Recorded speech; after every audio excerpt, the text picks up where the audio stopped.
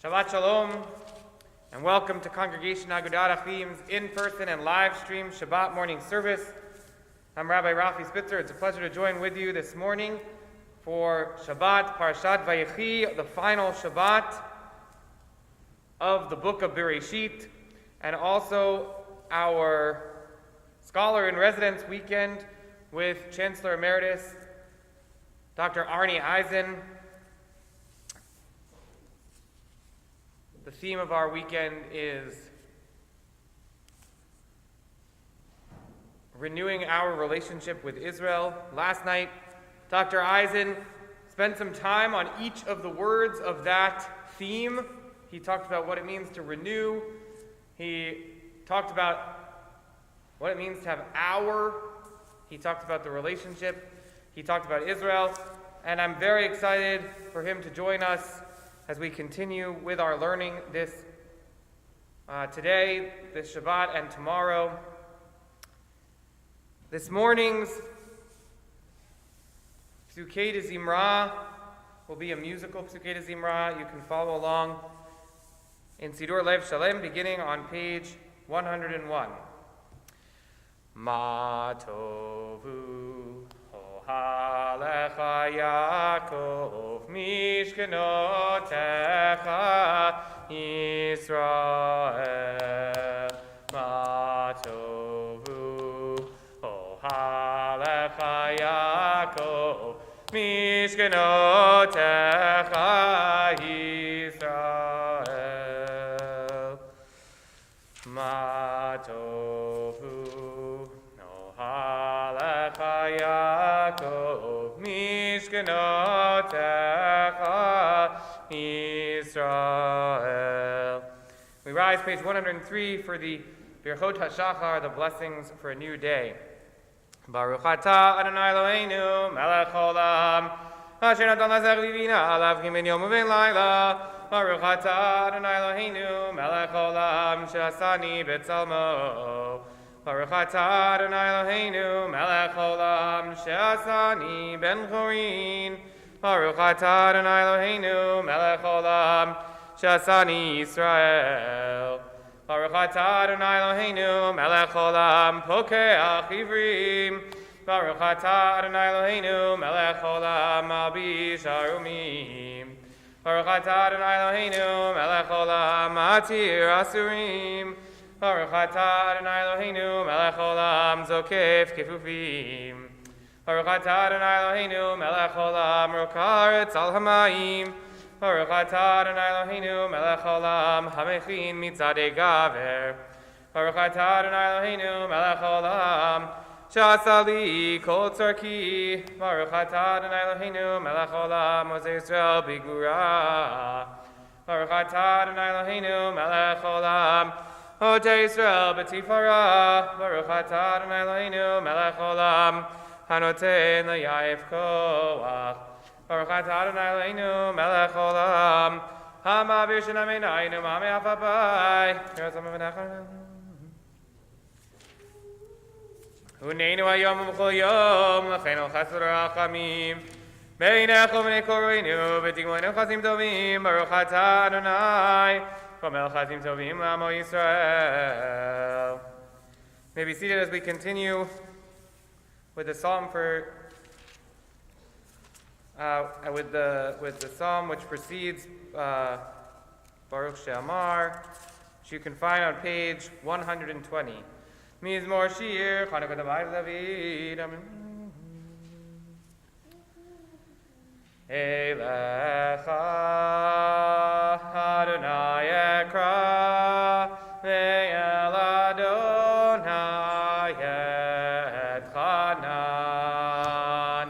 Elecha Adonai ekra ve'el Adonai etchanan. Shema Adonai v'choneini. Adonai yozer li. Shema Adonai v'choneini. Adonai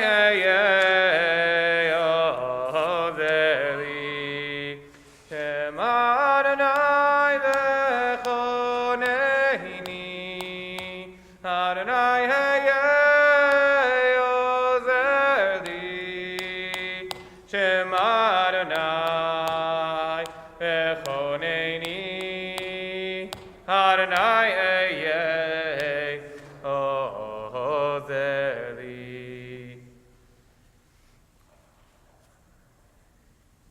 Ha'afak Namis Ben Lamacholi Pitak Saki B'Tazveni Simcha Lemani Zemerach Kavod V'Loidom Adonai Elohai Le'olam Odeka. We rise for Baruch She'amar, page 122. Baruch She'amar V'Haya Ha'olam Baruch Hu Baruch Hoseh Bereshit Baruch Shemo Baruch Omer Hoseh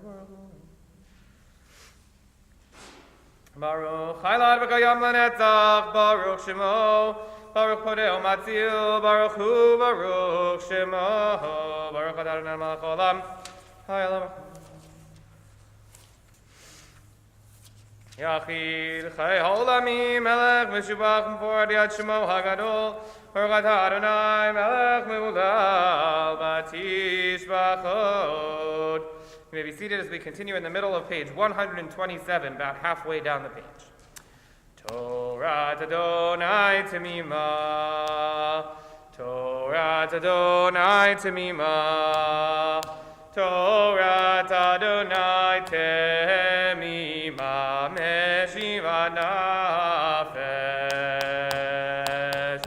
Torah Adonai Temima Torah Adonai Temima Torah Adonai Temima Meshiva Nafesh Eidut Adonai Nemana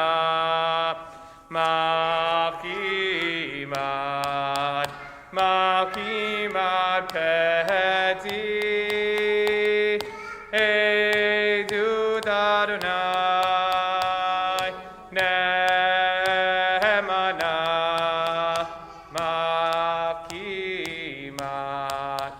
Makimat Peti.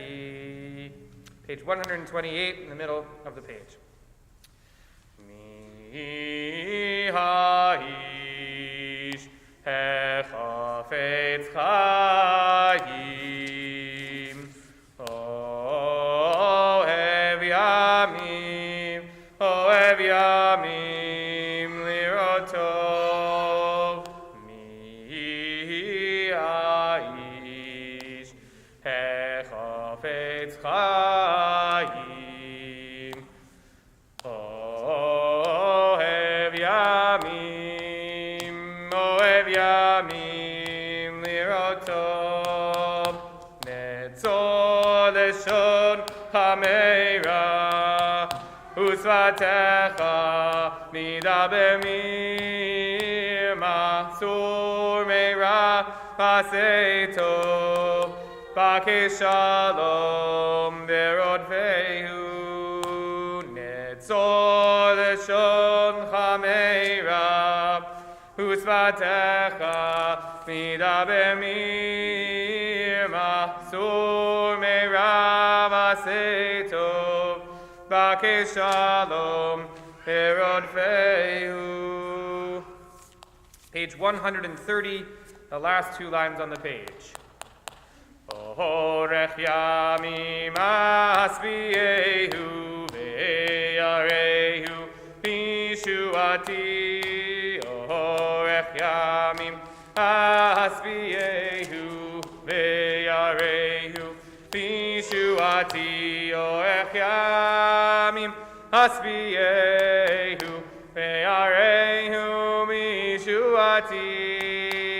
Orech yamim asbiehu ve'yarehu bishuati. We rise, page 132, same tune. Hodu l'Adonai ki tov ki le'olam hasdo. Hodu le'Elohei ha'Elohim ki le'olam hasdo. Hodu l'Adonai ha'Adonim ki le'olam hasdo. Le'oseh niflaon yedolo levado ki le'olam chasto leoseh hashamayim vitvuna ki leolam chasto lerokah haaretz al hamayim ki leolam chasto leoseh orim gedolim ki leolam chasto et hashemesh lememshelet bayom ki leolam chasto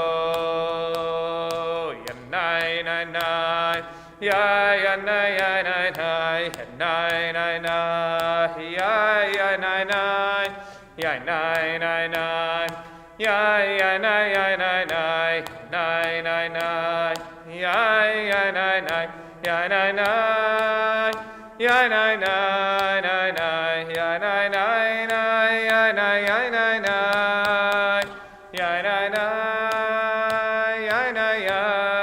nai ya nai nai ya nai nai ya nai nai. 4 lines from the bottom. Shebesh yifleinu zachar lanu ki leolam chasto vayifrekenu mitzareinu ki leolam chasto noten lechem lechol basar ki leolam chasto hodu le'el hashamayim ki leolam chasto. May be seated as we continue on page 134 in the middle of the page. Adonai malach gehu lavesh lavesh Adonai oz hitazar avtikon tevel Timod nachon kisachameyaz ve'olam atay nasu neharot Adonai nasu neharot kolam isu neharot toch yam Mikolot Mayim Rabim Hadirim Mishbereyam Hadir Ba Maroma Adonai Eidotecha Nemnu Meyod Leveitcha Adonai leorech yamim ay ay ay ay ay ay na na na ay na na na na na na ay na na na na ay na na na na na na ay na na na na na na ay. Page 136. Ashrei Yeshuvitecha, Od Yalvu Chasela, Ashrei Ha'am Shekachalo, Ashrei Ha'am Shadonai Eloham.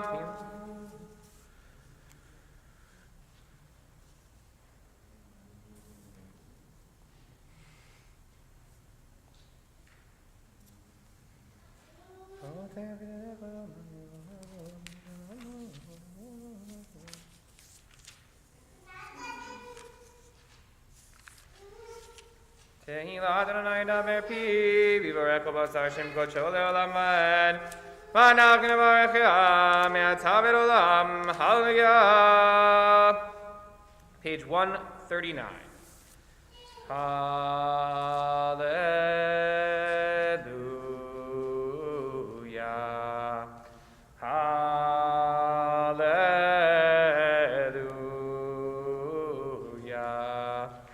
Hallelujah. Hallelujah.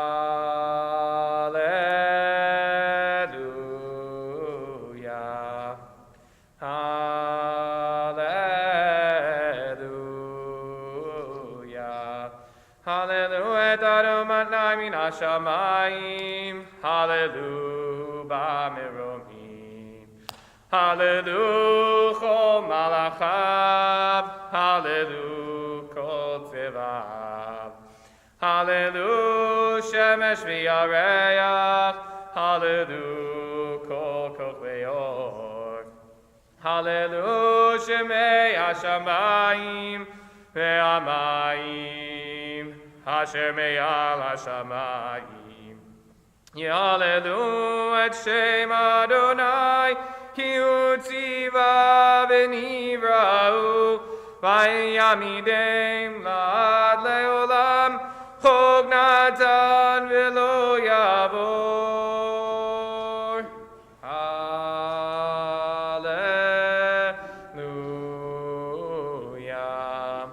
Hallelujah.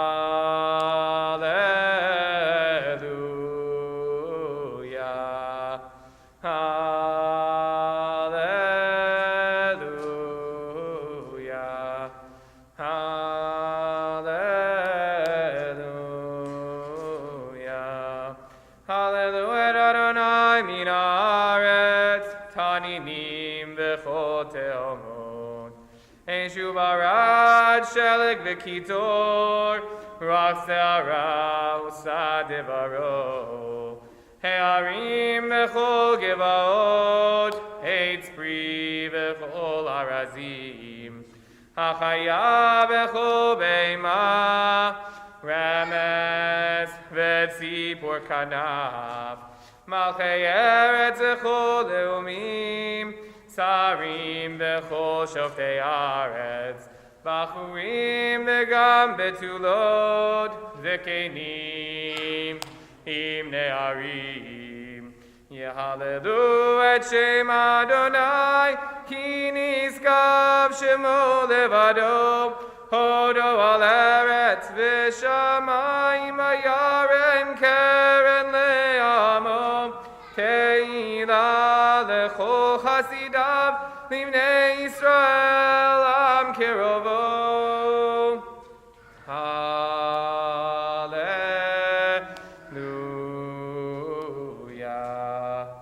Hallelujah.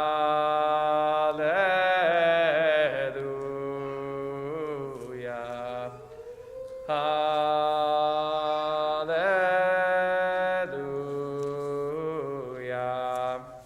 Hallelujah. Page 141. Hallelujah, hallelujah, hallelujah, hallelujah, hallelujah, hallelujah, hallelujah, hallelujah, hallelujah, hallelujah. Kol hanshama tehallelujah, hallelujah, hallelujah. Kol hanshama tehallelujah, hallelujah, hallelujah, hallelujah,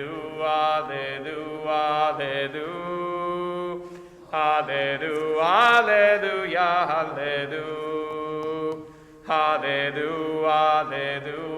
hallelujah, hallelujah, hallelujah, hallelujah.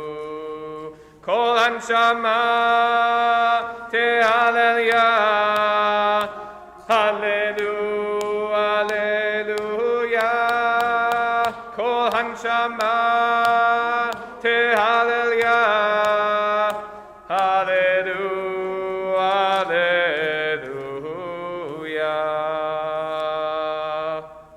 Page 145 at the top of the page. Nishmat kol chai, tivarech et shimcha, Adonai Eloheinu.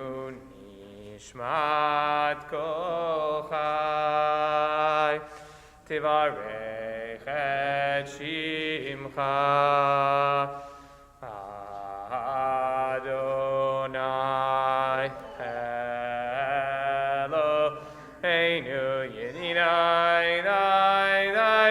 ay, ay, ay, ay, ay, ay, ay, ay, ay, ay,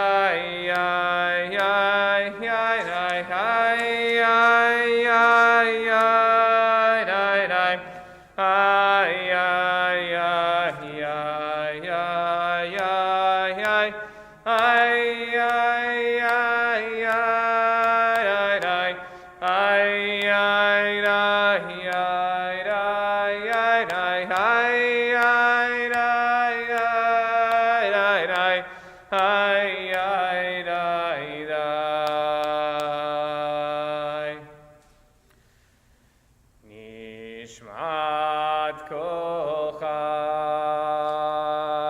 tevarech et shimcha, Adonai Eloheinu. Nishmat kol chai, tevarech et shimcha, Adonai Eloheinu. Yedidai, dai, dai, ay, ay, ay, ay, ay, ay, ay, ay, ay, ay, ay, ay, ay,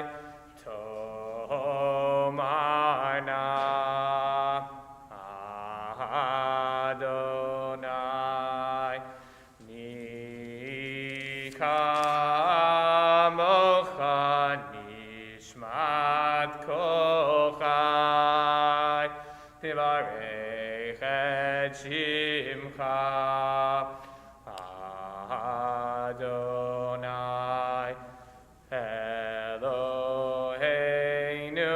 Yididai, dai, dai, ay, ay, ay, ay, ay, ay, ay, ay,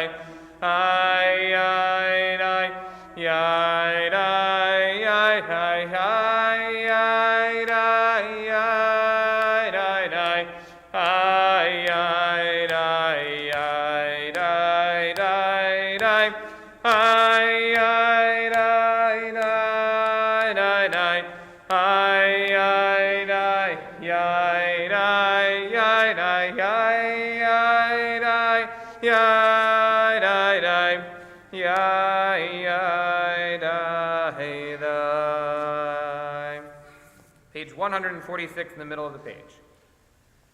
Ki chopeh lecha yodeh, v'chol hashon lecha tishavach, v'chol berech lecha tichra, v'chol koma lefanecha tishtachaveh, v'chol levavot yiraucha, v'chol kerevucha yod yizamru lishmecha, kadavar shekatuv, kol atzmotai tomar Adonai michamocha, matzil ani mechazak mimenu, ve'ani ve'vion migozelo, mid melach umi ish melach, umi yaroch lach, ha'el agadol hagibor v'anora, el elyon koneh shamayim v'aretz, nehalelcha u'neshabechecha u'nefaecha, u'nevarech et shem kodshecha kamor leDavid. Barchi nafshi et Adonai bechol keravai et shem kodsho. Ha'el בתעצומות עוזך הגדול בכבוד שמך הגיבור לנצח והנורא בנורותיך המלך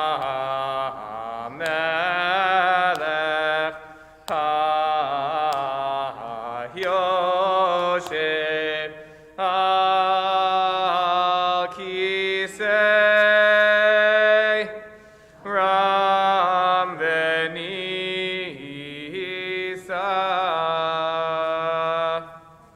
The formal chanting of Shacharit begins with the words Shochen Ad in the middle of page 147. Alexander Schmidt will be leading us in Shacharit, page 147.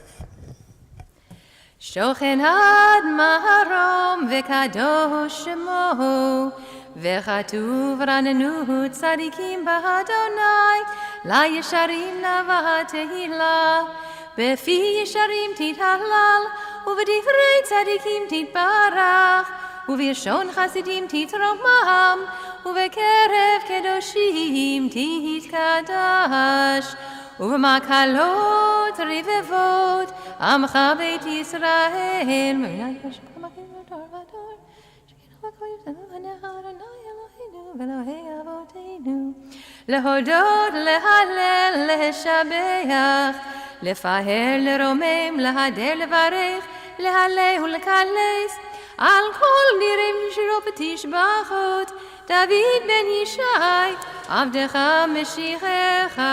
We rise for Yishtabach, page 148. Yishtabach Shimcha, Lahad Malkeinu, Ha'el HaMelech, HaGadol v'HaKadosh, B'Shamayim u'Va'aretz, Ki Lecha Na'ai Adonai Eloheinu v'Elohei Avoteinu, Shiru Shevacha, Halel v'Zimra, Hozu Memshala, נצח גדולה וגבורה, תהילה ותפארת, קדושה ומלכות, ברכות והודאות, מעתה ועד עולם, ברוך אתה אדוני, אל מלך גדול בתשבחות, אל ההודאות, אדון הנפלאות, הבוכה בשירי זמרה, מלך אלוהי העולמים. יתגדל ויקדש שמי רבה, ויעמד דברי חירותי, וימליך מלכותי, בחייכון וביומייכון ובחיי כל בית ישראל, בעגלה ובזמן קריב, ואמרו אמן. יהי שמי רבה מברך, לעולם ולעולמי עלמיה. יתברך וישתבח, ויתפאר ויתרומם ויתנשא, ויתהדר ויתעלה ויתהלל, שמי דקודשה בריחו. לעילה מן כל ברכתה ושירתה, תושבחתה ונחמתה, תאמירן בימה, ואמרו אמן.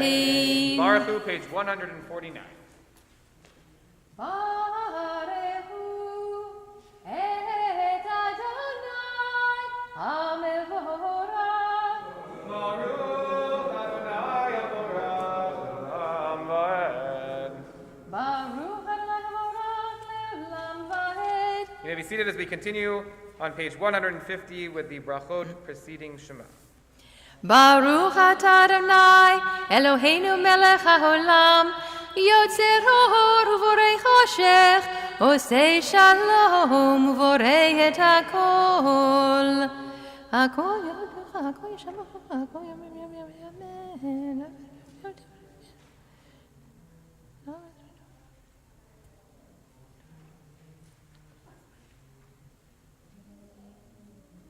Ein kerkecha ve'ein zulatecha, efes piltucha umi domei lach. Ein kerkecha Adonai Eloheinu ba'olam hazeh, ve'ein zulatecha makenu lechaye ha'olam haba. Efes piltucha go'elenu limot ha'mashiach, ואין דומה לך מושיענו לתחיית המתים.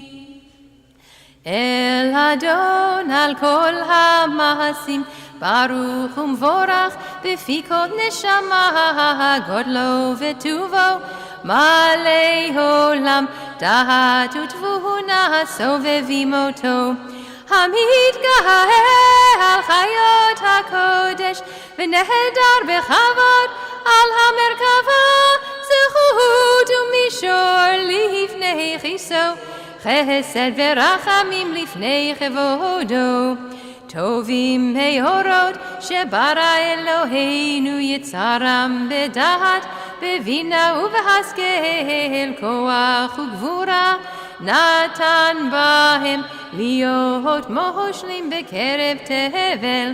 מלאים זיו ומפיקים נוגה, נעזיבם בכל העולם, שמחים בצאתם וששים בבואם, עושים בהם רצון קונם. פאר וכבוד נותנים לשמו, צהלה ורינה לזכר מלכותו. קרא לשמש ויזרח אור, ראה והתקין צורת הלבנה. שבח נותנים לו כל צבא מרום, תפארת וגדולה, שרפים ואופנים וחיות הקודש. להל אשר שבת לכל מעשים בה. We're in the middle of page 152, 152. תתברך מושיענו על שבח מעשה ידיך, ועל מאורי הור שעשית יפארו חסלה. תתברך צורנו מלכנו וגואלנו, בורא קדושים.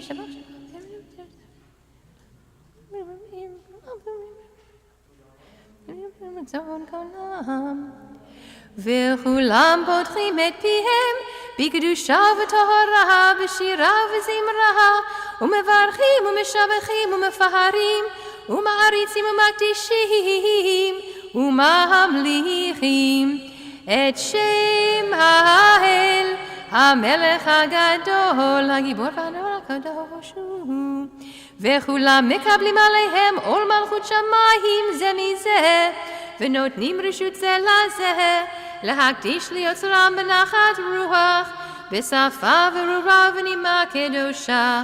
כולם כאחד עונים ואומרים ביראה, קדוש קדוש קדוש אדוני צבאות, מלוא כל הארץ כבודו. והאופנים וחיות הקודש ברעש גדול מנסים ומצרפים, לעומתה משבחים ואומרים, ברוך כבוד אדוני ממקומו.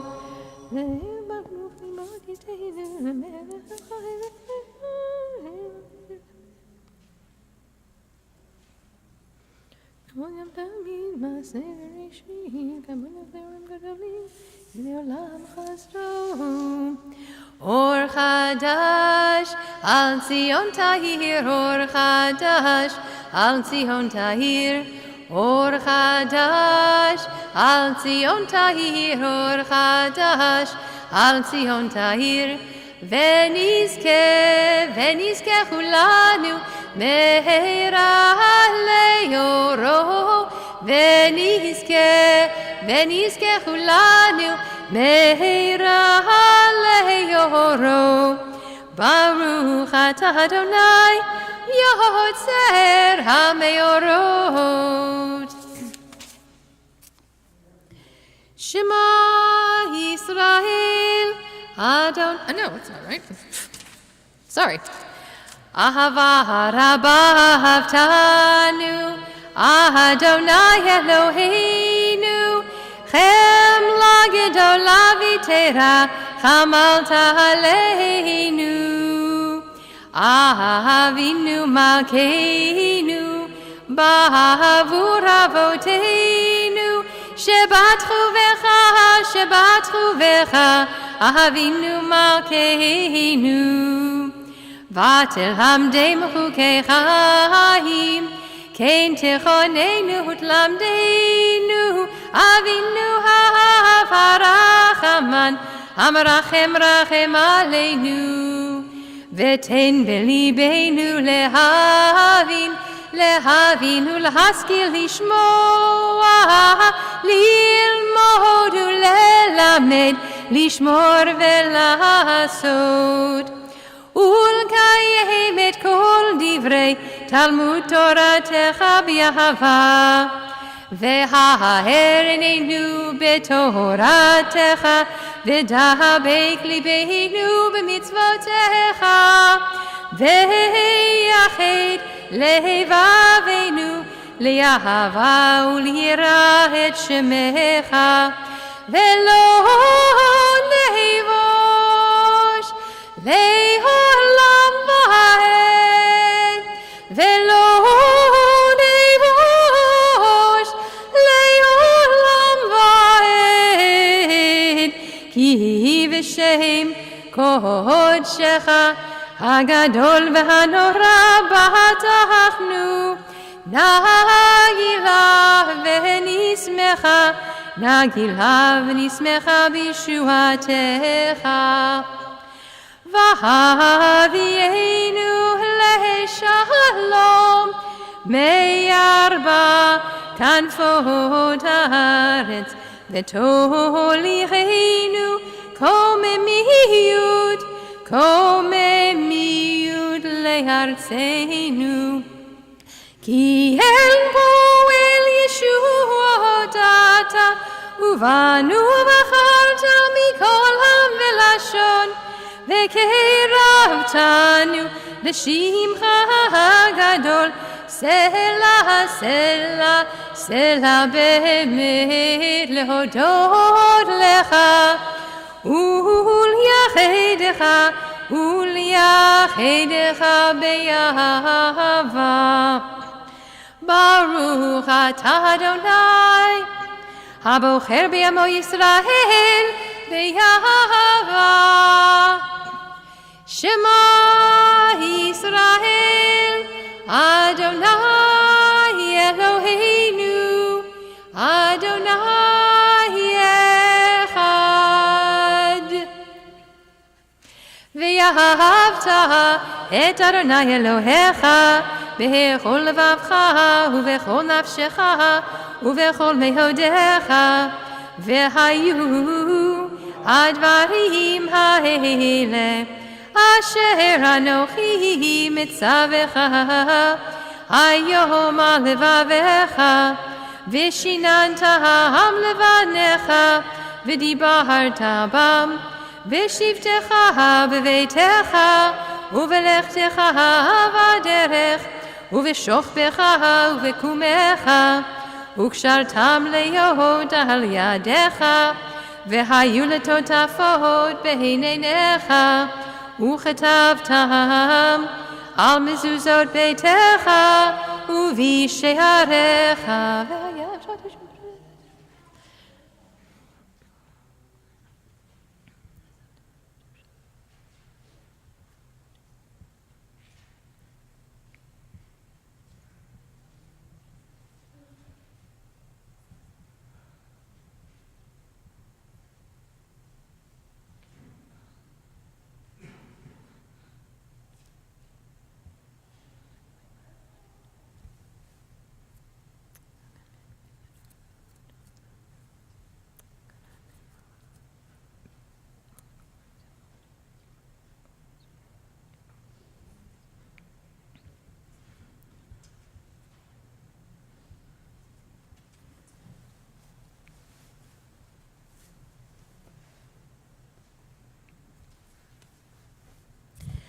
אדוני אלוהיכם אמת אמת.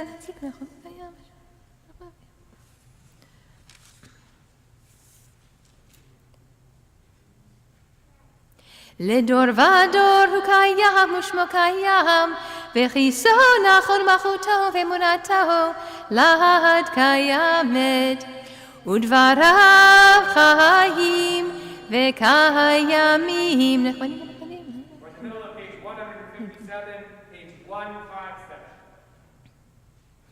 האמת שאתה הוא אדוני אלוהינו ואלוהי אבותינו, מלכנו מלך אבותינו, גואלנו גואל אבותינו, יוצרנו צור ישועתנו, פודנו ומצילנו מעולם שמך, אין אלוהים זולתך. עזרת אבותינו אתה הוא מעולם.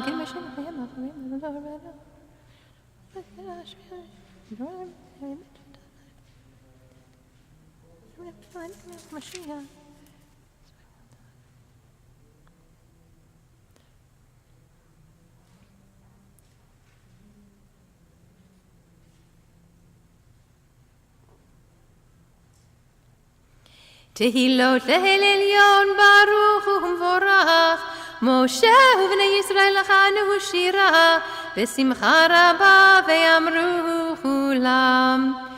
מי כמוך באלים אדוני, מי כמוך נדר בקודש, נורא תהילות אוסף אלה.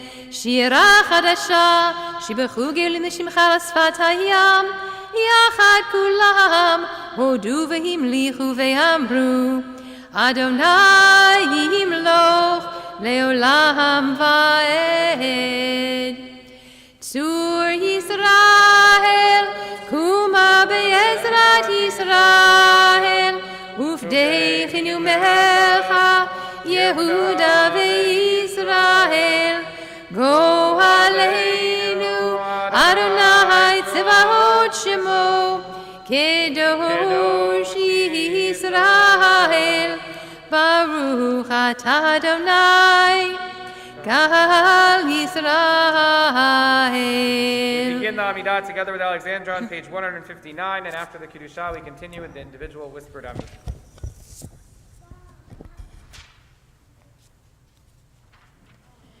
Baruch atah Adonai Eloheinu ve'Elohei avoteinu, Elohei Avraham, Elohei Yitzchak, ve'Elohei Yaakov, Elohei Sarah, Elohei Rivka, Elohei Rachel, ve'Elohei Leah, Ha'el Hagadol, Hagibor v'Hanora, El Elyon, Gomel Chasadim Tovim ve'Konei Hakol, וזוכר חסדי אבות, ומביא גואל לבני בניהם, למען שמו ביהבה. מלך עוזר ופוקד ומושיע ומגן, ברוך אתה אדוני, מגן אברהם ופוקד שרה. אתה גיבור לעולם אדוני, מחיי מתים אתה רב להושיע. משיב הרוח ומוריד הגשם, מכלכל חיים בחסד, מחיי מתים ברחמים רבים, סומך נופלים ורופא חולים, ומתיר אסורים, ומקיים אמונתו לשני עפר. מי כמוך בעל גבורות ומידה מלך, מלך ממית ומחיה ומצמיח ישועה, ונאמן אתה לחיות מתים. ברוך אתה אדוני מחיי המתים.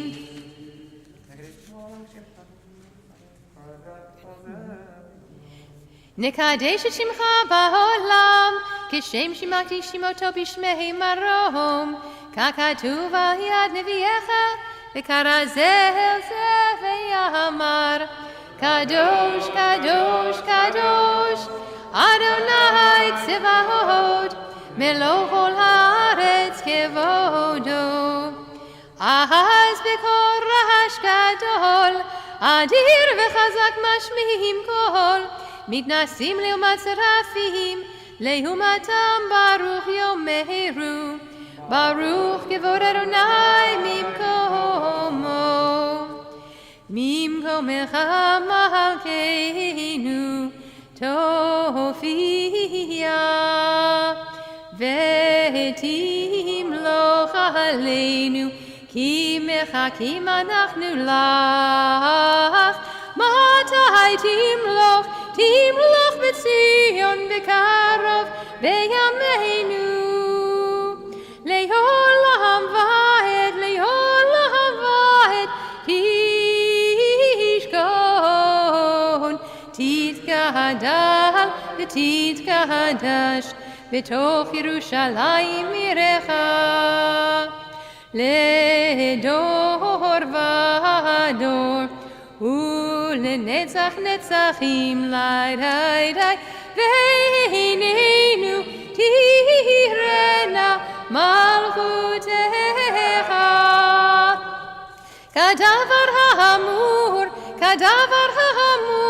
בשירי עוזך, על ידי דוד משיח צדקך.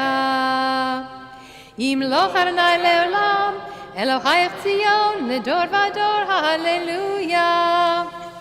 לדור ודור, לדור ודור, לדור ודור, לדור ודור נגיד גודלך. לדור ודור, לדור ודור, לדור ודור נגיד גודלך. ולנצח נצחים קדושתך נקדיש, קדושתך נקדיש. ושבחך אלוהינו מפינו לא ימוש, לא ימוש לעולם ועד. לדור ודור, לדור ודור, לדור ודור נגיד גודלך. לדור ודור, לדור ודור, לדור ודור נגיד גודלך. כי אל מלך גדול, גדול וקדוש, גדול וקדוש אתה. למלך גדול, גדול וקדוש, גדול וקדוש אתה. ברוך אתה אדוני, האל הקדוש.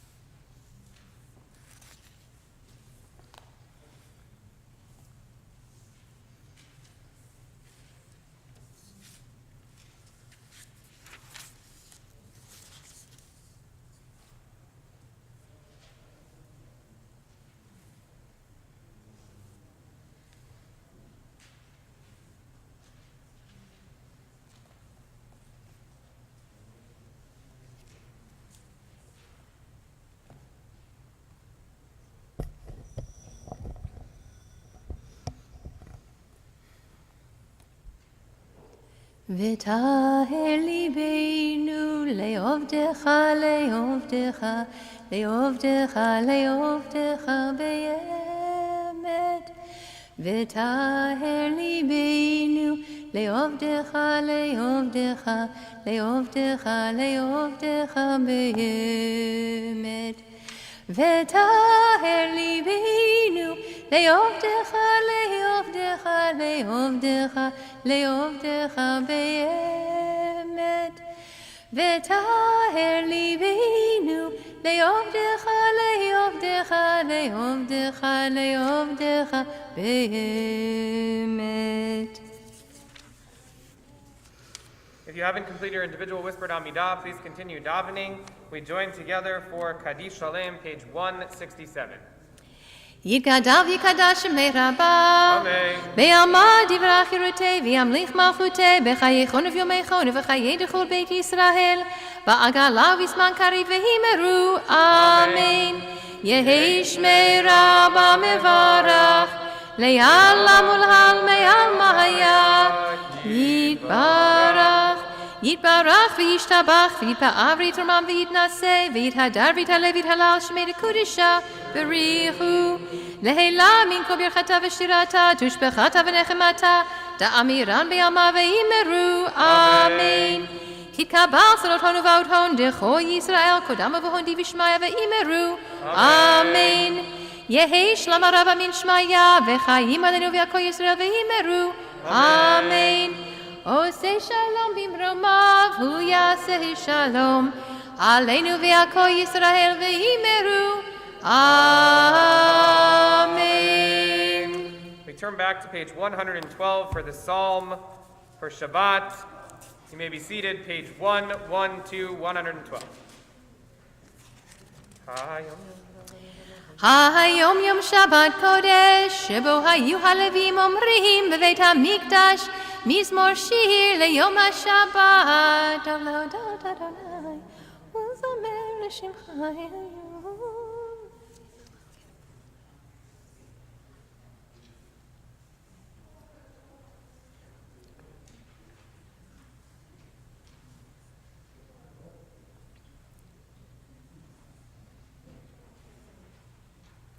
צדיק התמר יפרח, כארץ בלבנון יזכה, שתולים בבית אדוני, בחצרות אלוהינו יפריחו.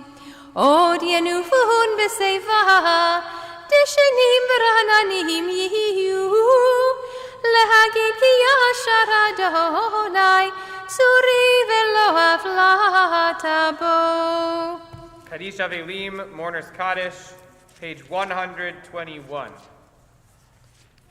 Yitgadal v'yitkadash shemei Rabbah. Amen. Ve'alma divra kirutei ve'amlich malchutei v'chayechon uvyomechon uv'chayei dechol beit Yisrael v'agala u'bizman kariv v'imru. Amen. Yehi shmei Rabbah mevarach le'olam olamei almayah. Yitbarach, v'yishtabach, v'yitpa'ar, v'yitromam, v'yitnaseh, v'yitadar, v'yitaleh, v'yitalal, shmei dekudesha b'richu. Leila min kol birchata v'shirata, tushbechata v'nechmata, da'amiran be'alma v'imru. Amen. Yehi shlama rabba min shemaya, v'chayim aleinu ve'al kol Yisrael v'imru. Amen.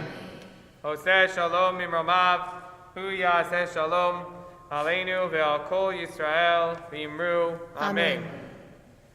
Shabbat Shalom. Good Shabbos. Welcome to Congregation Agudat Achim's in-person and live stream Shabbat morning service. I'm Rabbi Rafi Spitzer. First, I'd like to say Yasher Koach to Alexandra for leading us this morning in our Shacharit service. And I'd like to welcome my teacher, Chancellor Emeritus, Dr. Arnie Eisen, who is joining us this weekend to teach and to learn and to discuss with us on the topic renewing our relationship with Israel. Last night's discussion of that topic went through each of those words and talked about what it means, in fact, to be in relationship, what it means to renew such a relationship, what Israel is, the relation, what our means, specifically thinking about the fact that in world Jewry right now, there are two centers of Jewish life, and both of them are completely unprecedented in Jewish history. We live in a unique and challenging time, but the challenge of relating to Israel is not unique to our time. I look forward to Dr. Eisen's continuation of his topics, which will continue later this morning or this early afternoon after our Kiddush luncheon, and then also this evening and tomorrow. Again, welcome. If you haven't been in our service for a while, or if you're joining by live stream, we do our Torah service a little bit differently because of being in COVID times, and we ask that those who have been honored with an aliyah to the Torah come up to the podium at the base of the bima, as opposed to coming up onto the bima where the Torah is being read. Because of that, we've adopted a Sephardi custom, which is to begin the Torah service with Hagbah, as opposed to ending the Torah service with Hagbah. And that way, everybody who is being honored with an aliyah can have a visual recognition of the text of the Torah at the beginning of the Torah service. And when they come up to say the blessings, are then able to have in their mind's eye the text of the Torah. Today is a special parsha, Parashat Vayechi, which is the final parsha of the book of Bereshit. And we will indeed be ending the book of Bereshit together today and saying to ourselves, Chazak, Chazak, V'nit Chazek, may we be strengthened and continue to learn Torah together throughout the rest of the year. We've begun also to bring the Torah off the bima during our processional at the beginning of the Torah service, but we ask that nobody kisses the Torah, and we're just going to go right in the front and then back up onto the bima. But while it is short and sweet, it is symbolic of the fact that the Torah does not live on the bima or with the rabbis or Jewish leaders, but in fact the Torah lives among all of us, and it's only with all of our help that we are able to explicate and understand and fully realize the discourse of the Torah. So it's important that the ritual committee has made that emendation to our COVID practices, which is to bring the Torah off of the bima. With that, we turn now to page 168 for the service for taking the Torah out of the ark, page 168. Ein kamocha v'Elohim Adonai, ve'ein k'ma'asecha, malchutecha malchut kol olamim, u'memshaltecha bechol dor v'dor. Adonai melech, Adonai malach, Adonai himloch leolam va'ed, Adonai oz le'amo yitein, Adonai yivarech et amo v'shalom. Av ha'rachamim heitiv avirzoncha et Zion. Tifnei chomot Yerushalayim, Tifnei chomot Yerushalayim, Ki hevecha levad batachnu, Melech Eram v'nisa Adon olamim.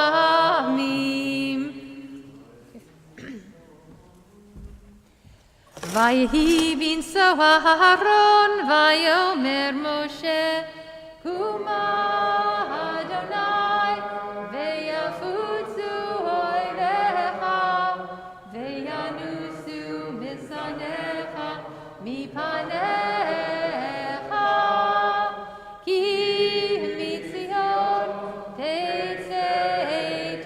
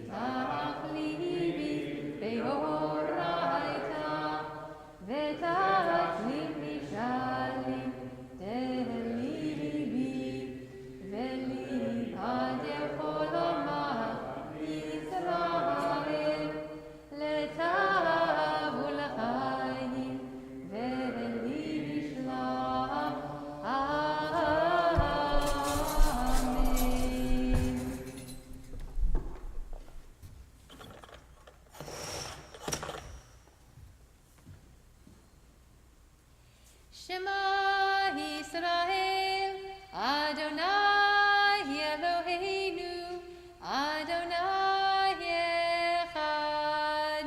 Shema Yisrael, Adonai Eloheinu, Adonai Echad. Echad Eloheinu, Gadol Adonenu, Kadosh Shmo. Echad Eloheinu, Gadol Adonenu, Kadosh Shemo. Gadol Adonai iti, unerobema shemo yachdav. Lecha Adonai, hagedula vehagevura vehatiferet. Itzah vehahod ki chol bashamayim uvaretz. Lecha Adonai hamamlacha vehamiknaseh lechol nerosh.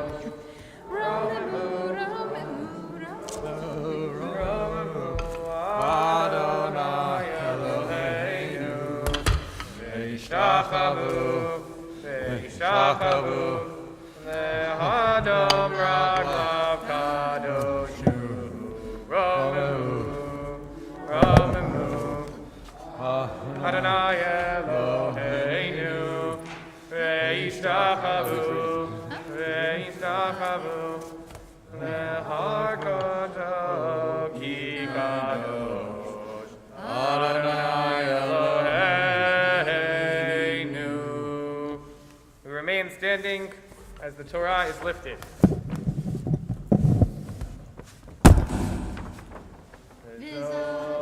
Torah asher sam Moshe livnei bnei Yisrael api Adonai b'yad Moshe. You may be seated. We're reading from Parshat Vayechi, and you can find where we're picking up on page 305, chapter 49, verse 27. What you've missed in the first two-thirds of the Torah portion is that Jacob and his family arrive in Egypt, and Jacob lives there for 17 years before he dies. On his deathbed, he blesses his children, his grandchildren. He elevates his grandchildren by Joseph to the status of children with respect to inheritance. He blesses Ephraim before Menashe, even though Menashe is the older one. Joseph and his brothers all get blessings by Jacob that are sort of kind of harsh condemnations of some of them and are blessings of some of them.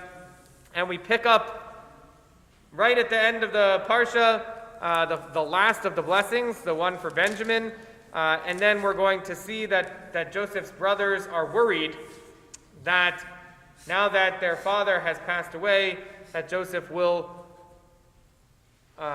enact retribution against them for their having sold him into slavery many years before.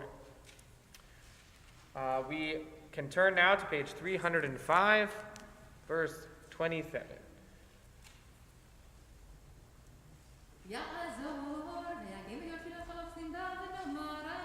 Amen.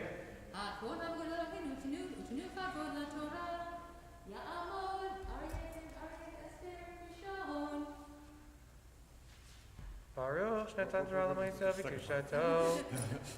Baruch Shnatan Torah L'Amo Yisrael B'Kedushato. V'atam Avikim B'Adonai Elohechem Chaim Kulchem Hayom.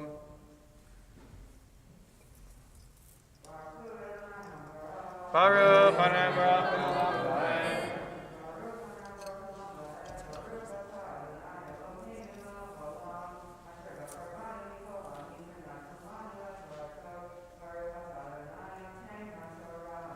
Amen.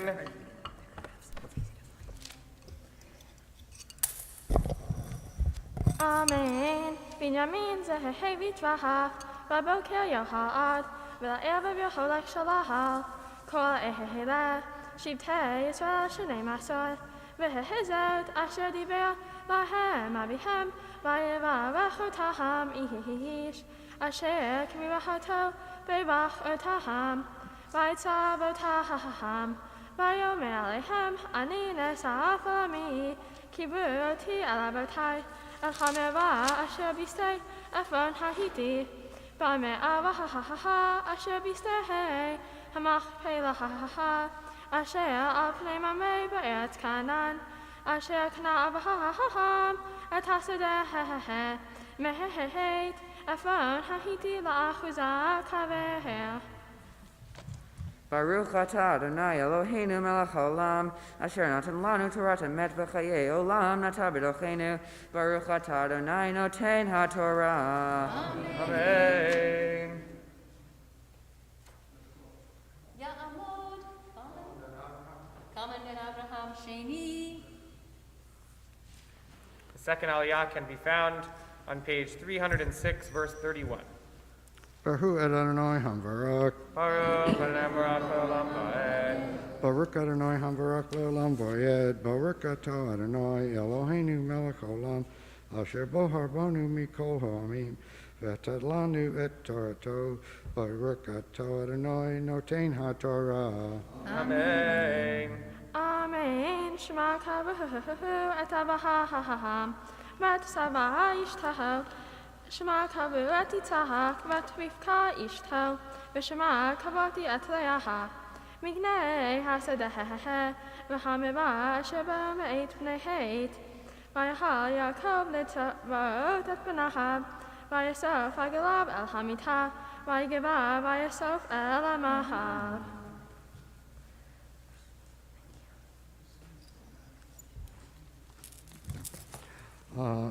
Baruch Atah Adonai Eloheinu melech haolam, asher natan lanu Torah emet, v'chayei olam natan b'chayenu. Baruch Atah Adonai noten haTorah. Amen. Yamdu. Yocheved Bad Yochanan v'Zahava. Micha and Avraham v'Sarah. Aliyah. Shlishit. The third aliyah can be found on page 306, verse 1, and a yasher koach to Maddie for reading Torah. Baruch Adonai Hamvorach. Baruch Adonai Baruch Le'olam Va'ed. Baruch Adonai Hamvorach Le'olam Va'ed. Baruch Atah Adonai Eloheinu melech haolam, asher bachar banu mikol ha'amim v'natan lanu et Torato. Baruch Atah Adonai noten haTorah. Amen. Amen. Vayipol Yosef al pnei aviv, vayef chalav, vayishak lo, vayetzav Yosef et avadav et harofim, lachanot et aviv, vayachantu harofim et Yisrael, vayimlu lo 40 yom, ki chen yimlu yemei hachanutim, ויבכו את מצרים 70 יום, ויקו אותו מצרים 70 יום, ויעברו ימי בכיתו, וידבר יוסף אל בית פרעה לאמור, אם נא מצאתי חן בעיניכם, דברו נא באוזני פרעה לאמור, אבי השביעני לאמור, הנה אנוכי מת, בקברי אשר קריתי לי בארץ כנען, שמה תקברני, ואתה אעלה נא ואקברה את אבי, ואבי ישובה, ויאמר פרעה עלה, וקבור את אביך כאשר השביעך. ברוך אתה אדוני אלוהינו מלך העולם, אשר נתן לנו תורת אמת, וחיי עולם נטע בתוכנו. ברוך אתה אדוני נותן התורה. Amen. We've honored Stephen Alexandra with this aliyah in recognition of their gracious hosting of our guest and honored speaker, Chancellor Emeritus Dr. Arnie Eisen, and all that they do to help make sure that adult education in this community goes forward. Thank you. We try to be useful. The fourth aliyah can be found on page 307, verse 7, and we are honoring Rob Fox and also in absentia Gary Wright, who are the co-chairs of our Adult Education Committee, and also without whom this weekend would not have been able to happen, and to support and hard work we value and very much have a lot of gratitude for. I think you have to call Rabbi. Ya'amud, Reuven ben Mordechai. Reuven ben Mordechai, Revi'i. Baruch hu et Adonai Hamvarach. Baruch Adonai Baruch Le'olam Va'ed. Baruch Adonai Hamvarach Le'olam Va'ed. Baruch atah Adonai Eloheinu melech haolam, asher bacha banu mikol ha'amim, v'natan lanu et Torato. Baruch atah Adonai noten haTorah. Amen.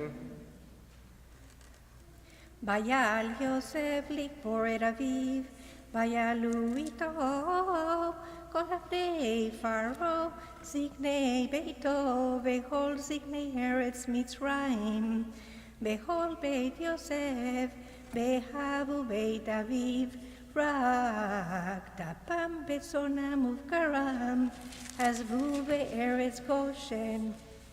ויעלו עמו גם רב גם פרשים, ויהי המחנה כבד מאוד. Baruch atah Adonai Eloheinu melech haolam, asher natan lanu torat emet, v'chayei olam nata b'tochenu. Baruch atah Adonai noten haTorah. Amen. Ya'amud.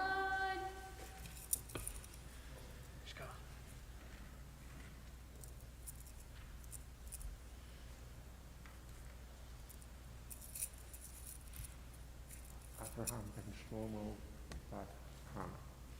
Abraham ben Shlomo v'Chana, Hamishi.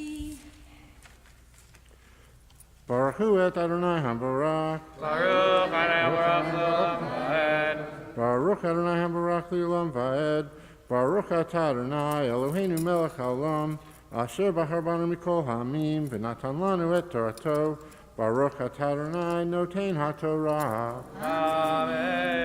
אמן. ויבואו עד גורן האטד אשר בעבר הירדן, ויספדו שם מספד גדול וכבד מאוד, ויעש לאביו אבל 7 ימים, וירא יושב בארץ הכנעני את האבל בגורן האטד, ויאמרו האבל כבד זה למצרים, על כן קרא שמה אבל מצרים אשר בעבר הירדן, ויעשו בניו לו כן כאשר ציווהם, ויישאו אותו בניו ארצה כנען, ויקברו אותו במערת שדה המכפלה, אשר קנה אברהם את השדה לאחזת קבר, מאת עפרון החיתי על פני ממרא,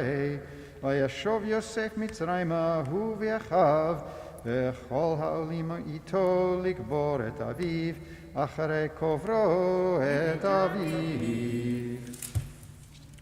Baruch atah Adonai Eloheinu melech haolam, asher natan lanu Torat emet, v'chayei olam nata b'tochenu, Baruch atah Adonai noten haTorah. Amen. The fifth aliyah, which we just read, was we honored Andy Gavins with that, and also I just wanted to say that Andy Gavins and Bas Koravar are co-chairs for this weekend's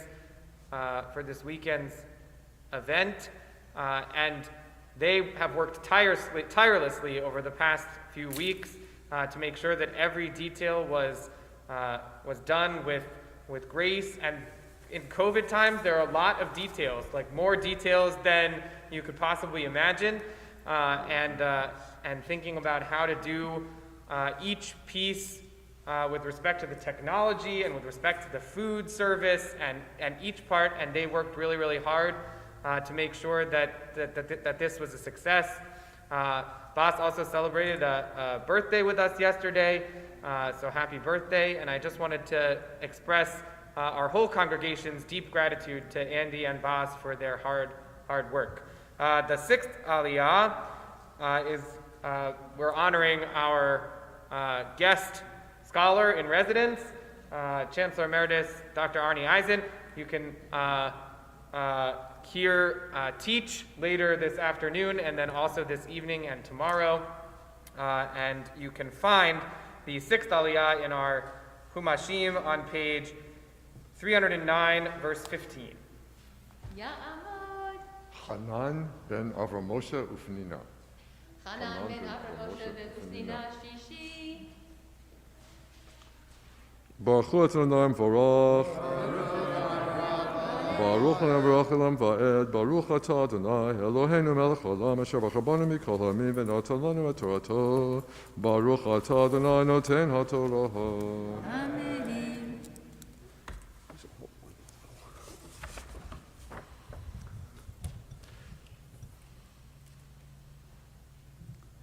Amen. Vayiruhu ache Yosef ki mehet avihem vayomru lu yishtamenu Yosef v'hashev yashiv lanu et kol ha'ra'ah asher kamanu oto. Vaitzavu el Yosef lemor avicha tziva lifnei moto lemor Kotomru le Yosef, Anas, Anas, Pesha achecha vechatatam, Kira agmalucha, Ve'ata sana, Lefesha avde Elohe avicha, Vayevk Yosef bar Abram elav, Vayelchu gamecha, vayiplu lefanav, vayomru hinenu lecha la'avadim. Vayomer alehem Yosef al tira'u, ki hatachat Elohim anihi, ve'atem chashavtam alai ra'a. Chashavtem alai ra'a. Al Elohim chashava letova leman aso kayom hazeh lachayot amrav. Baruch atah Adonai Eloheinu melech haolam asher natan lanu Torat emet v'chayei olam nata b'tochenu.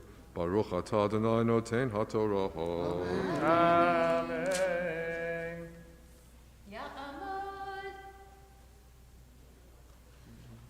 Chaim ben Avram Yerichem. Chaim ben Avram Yerichem? Yeah. Yerichem Shvi'i. Roger is taking this aliyah in honor of his recent special birthday, and we wish him a Yom Huledet Sameach and a Mazel Tov. And also I wanted to point out that in the middle of this aliyah, I'm going to motion for everybody to stand so that we can stand to honor the end of the book of Bereshit. And when Steve gets to the end, we will all chime in with the words Chazak, Chazak, Benit Chazek, which you can find on page 311. We pick up the seventh Aliyah on page 309, verse 21. Baruch hu et Adonai hambarach. Baruch Adonai Baruch Le'olam Va'ed. Baruch Adonai Baruch Le'olam Va'ed. Baruch atah Adonai Eloheinu melech olam, asher bachar banu mikol ha'amim, v'notan lanu et torato. Baruch atah Adonai noten haTorah. Amen. Amen. Ve'ata al tirahu anochi achal kehel etchem ve'et tapchem v'ynachem otam v'ydaber al libam v'yeshev Yosef b'Mitzrayim hu v'et aviv v'yechi Yosef me'ah ve'eser shanim Vayahar Yosef le'Ephraim, b'nei Shileshim, gam b'nei Machir ben Menashe, yuldu al birkei Yosef. Vayomer Yosef el Echav, Anochi meit, ve'Elohim pakod yifkod etchem.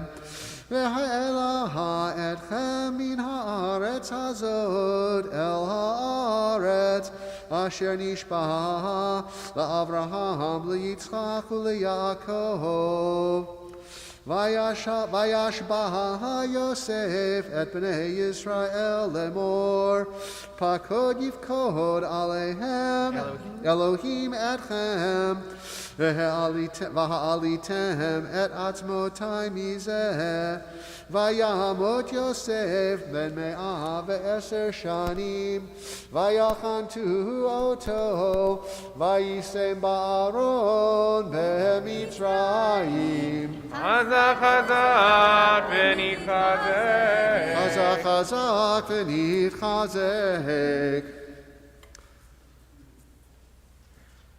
Baruch atah Adonai Eloheinu melech olam, asher notan lanu torat emet, v'chayei olam notah b'sochenu. Baruch atah Adonai noten haTorah. Amen. We rise as the ark is open for the healing prayer. Mishebeirach avotenu mekor habracha le'imotenu. May the source of strength, who blessed the ones before us, help us find the courage to make our lives a blessing, and let us say, Amen. Mishebeirach avotenu Avraham Yitzchak v'Yaakov Sarah Rivka Rachel v'Leah Yivrech v'Yirpei et HaCholim Et Lesar v'et Mari Travaizo v'et Akiva ben Gittel v'et Miriam bat Malka v'et Shalom ben Chaya v'et Bracha bat Myra v'et Linda Pearlstein v'et Michal bat Tova v'et Michael Roberts v'et Eric Hurst v'et Riva Bela bat Avram Chaim v'Reza v'et Yaakov Moshe ben bat Mindel v'et Malka bat Golda v'et Fegalea bat Minsasura v'et Tamar Chaya bat Ruven HaKohen v'et Asher Yosef ben Fega Malka v'et Andrew Parisi v'et Devorah bat Simcha v'Dina v'et Chaim David ben Idol v'et Yoreh bat Sarah v'et Mindel bat Dobachaya v'et Devorah bat Rochel v'et Tzvia Fega bat Malka v'Mudka v'et Moshe Natan ben Chana v'Chaim Yitzchak v'et Chava Siva bat Marmelka v'et Haley Rubenstein v'et Sarah bat Avraham v'et Hinda ben Chaim v'et Yaakov ben Simcha v'Mordechai Faivish v'et Leah bat Anna v'David v'et Sima Bela bat Eliezer v'et Dina bat Chaya v'et Chaim Binyamin ben Yocheved Masha v'et Aroni Akira bat Chana Gittel v'et Rivka bat Baruch v'Gittel v'et Tim Hughes v'et David ben Siva v'et Ellen Kernis v'et Lisa Shapiro v'et Sarah bat Avram Sarah v'et Martha Lubitz v'et Mike Plattman v'et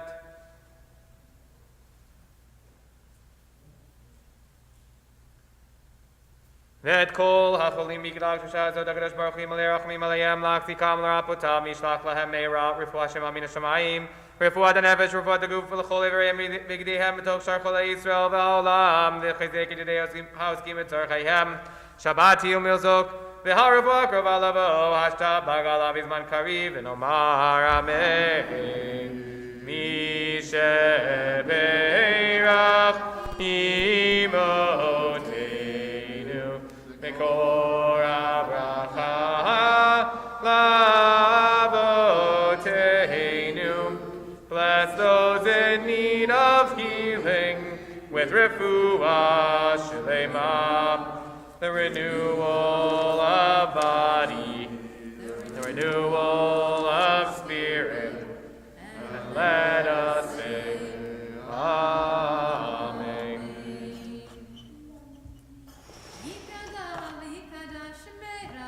Amen.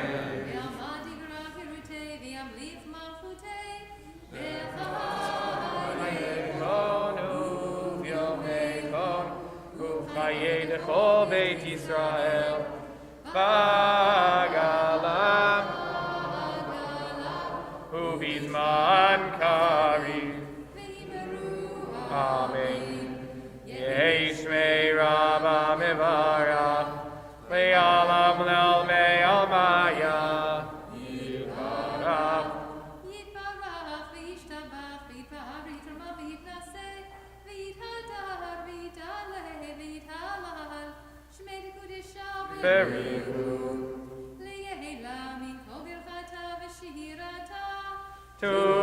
Tushvechata v'nechemata tamiran be'alma ve'imeru. Amen.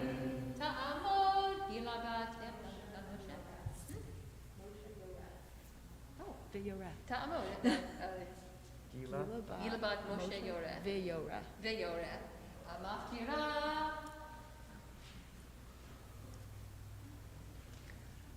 Baruch et Adonai Hambarach. Baruch Adonai Baruch Ilam Ba'ed. Baruch atah Adonai Eloheinu melech haolam asher bachar banu mikol amim v'natan lanu et Torto. Baruch atah Adonai noten haTorah. Amen. Amen. Vayar Yosef le'Ephraim b'nei Shileshim gam b'nei Machir ben Menashe yoldu al birkei Yosef.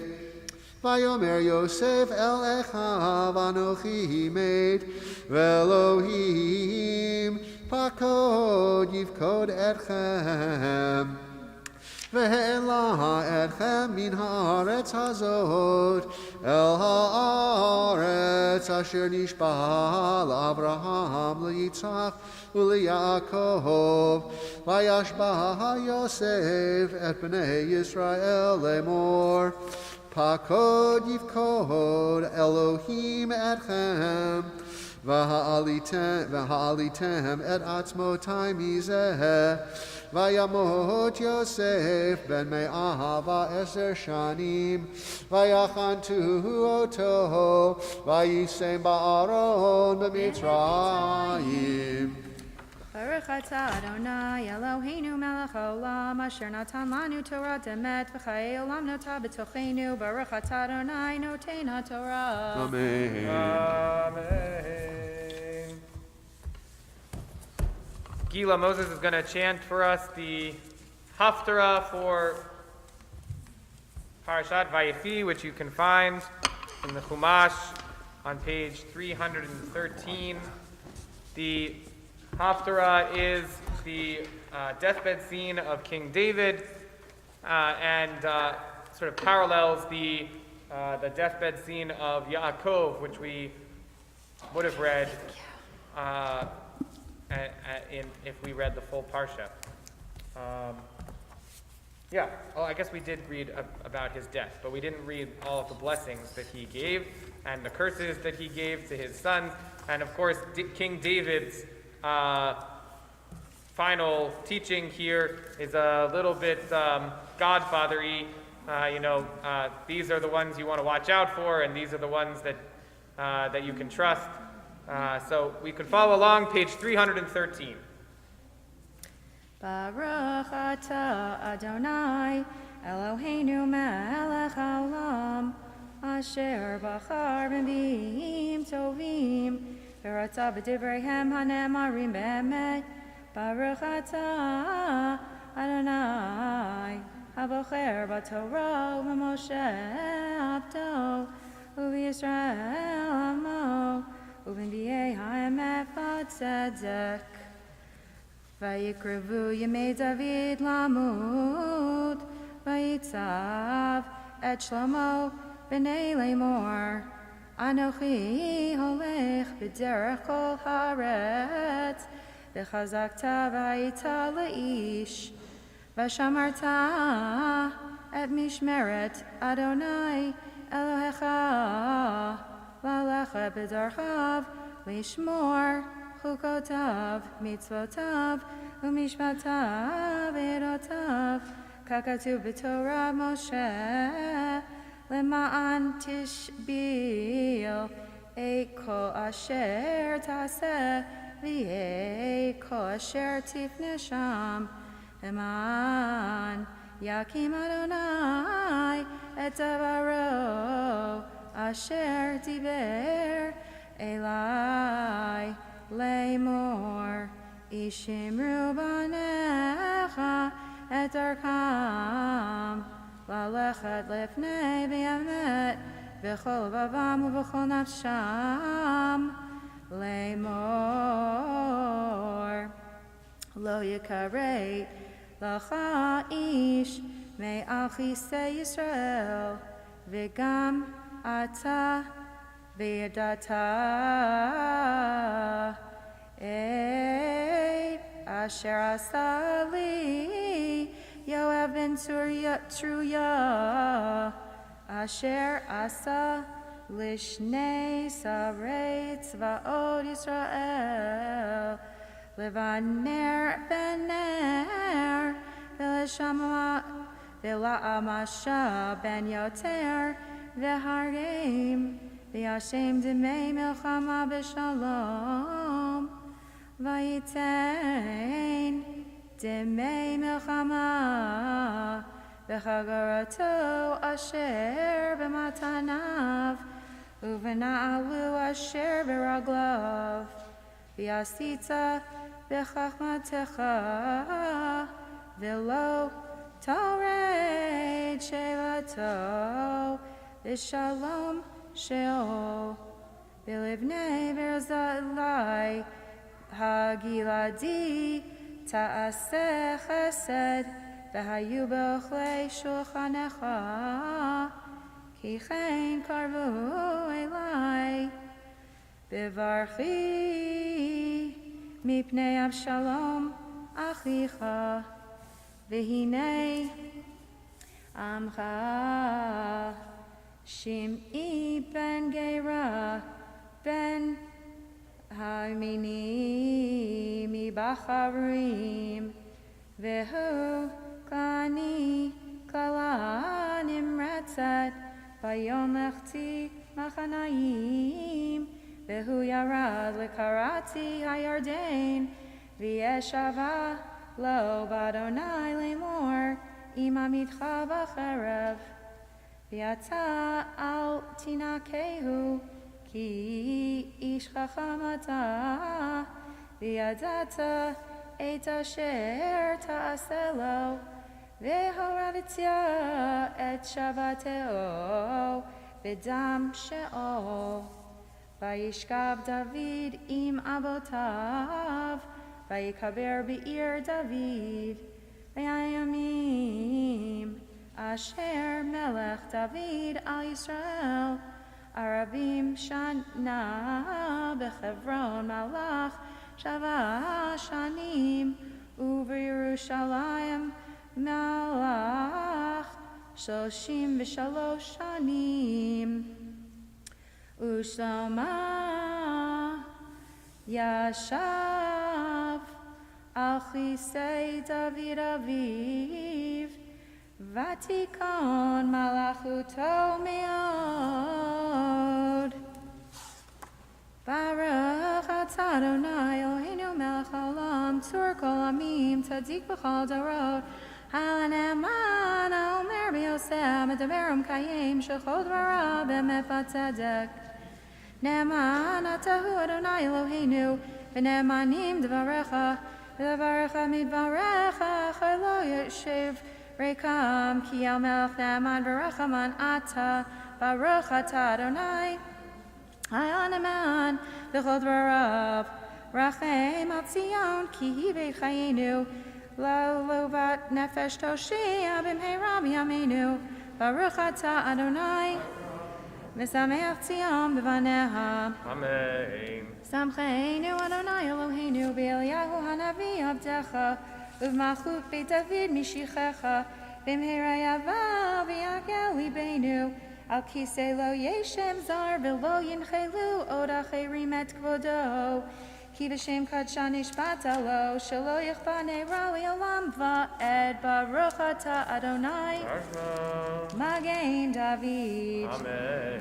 Al Torah v'yal avodah v'yal nevi'im v'yal yom HaShabbat hazeh shenatata lanu Adonai Eloheinu l'kedusha u'lemnucha l'chavod u'letiferet al hakol Adonai Eloheinu anachnu modim lach u'mvarchim otach yibarach shemcha b'fi kol chai tamid li'olam va'ed baruch atah Adonai mekadesh HaShabbat Amen.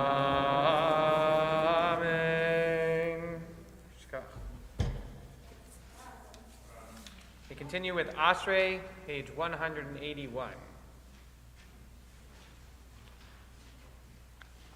Do we have some folks who would like to lead Ashrei? Mira? Yeah, Mira? Daniel? Josie? Ava?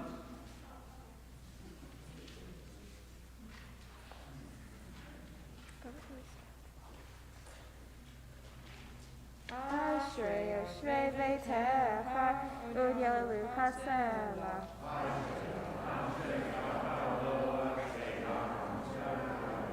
Teila David Eramim Ha'chai Ha'melech V'Hashim Ha'le'olam Va'ed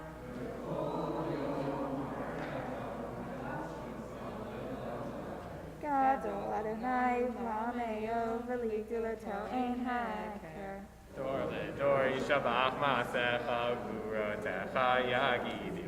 Hadar kivod hodecha v'divrei mitzvotecha asiha Ve'zuz noratecha yomeru gdulata saprena. Zecher rabtu hayavihu v'titacha yereneinu Chanu brachum Adonai erchabayim u'dalchas.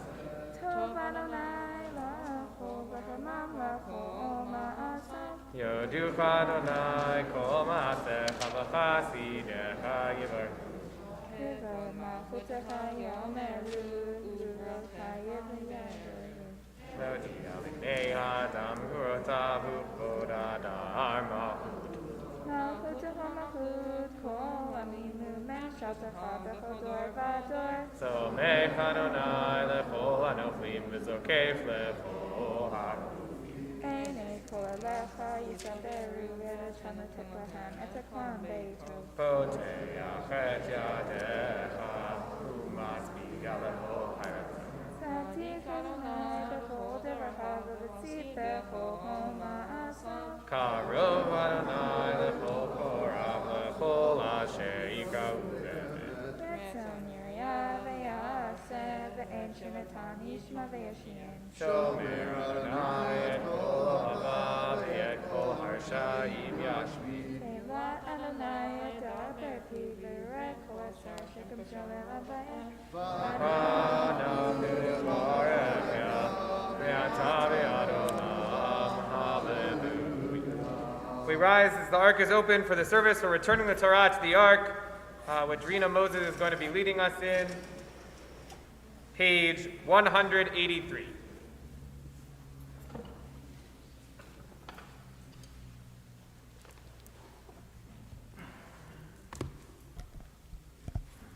Yehalelu et Shem Adonai, ki niskav Shemo levado. Odo al eretz shamayim, vayam kerem leyamo, teiva v'chol hafidav,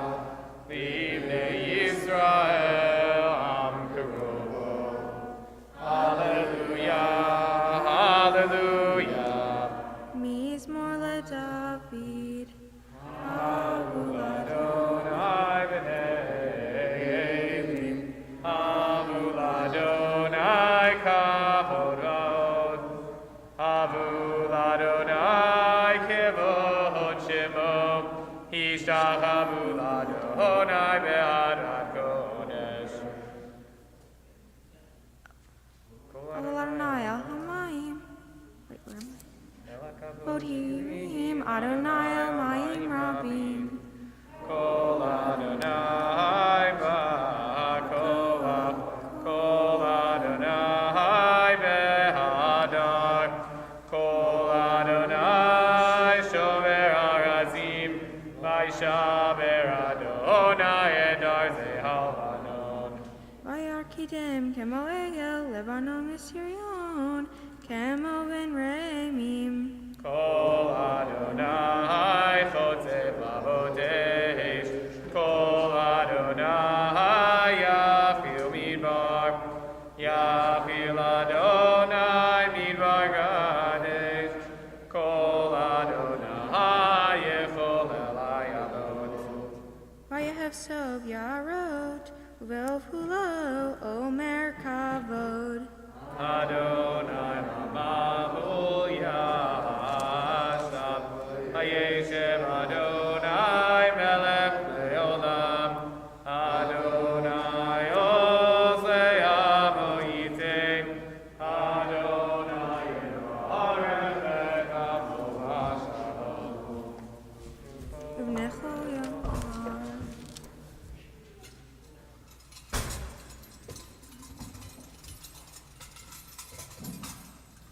Ki lechachto natati lachem, Torati al tazovu.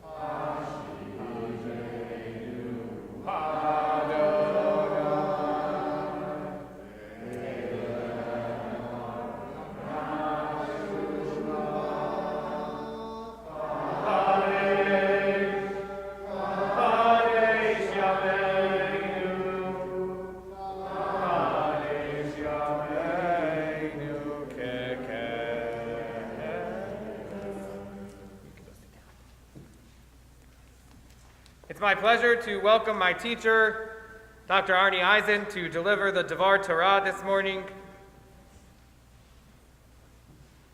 I don't have anything else to say about that. It sounded like I was going to, but really, it's my pleasure. Thank you.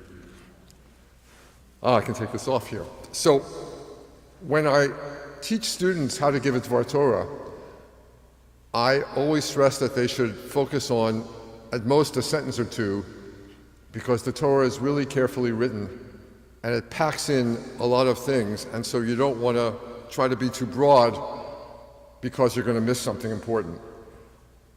I'm going to disregard my own advice today, and I'm going to speak about two different aspects of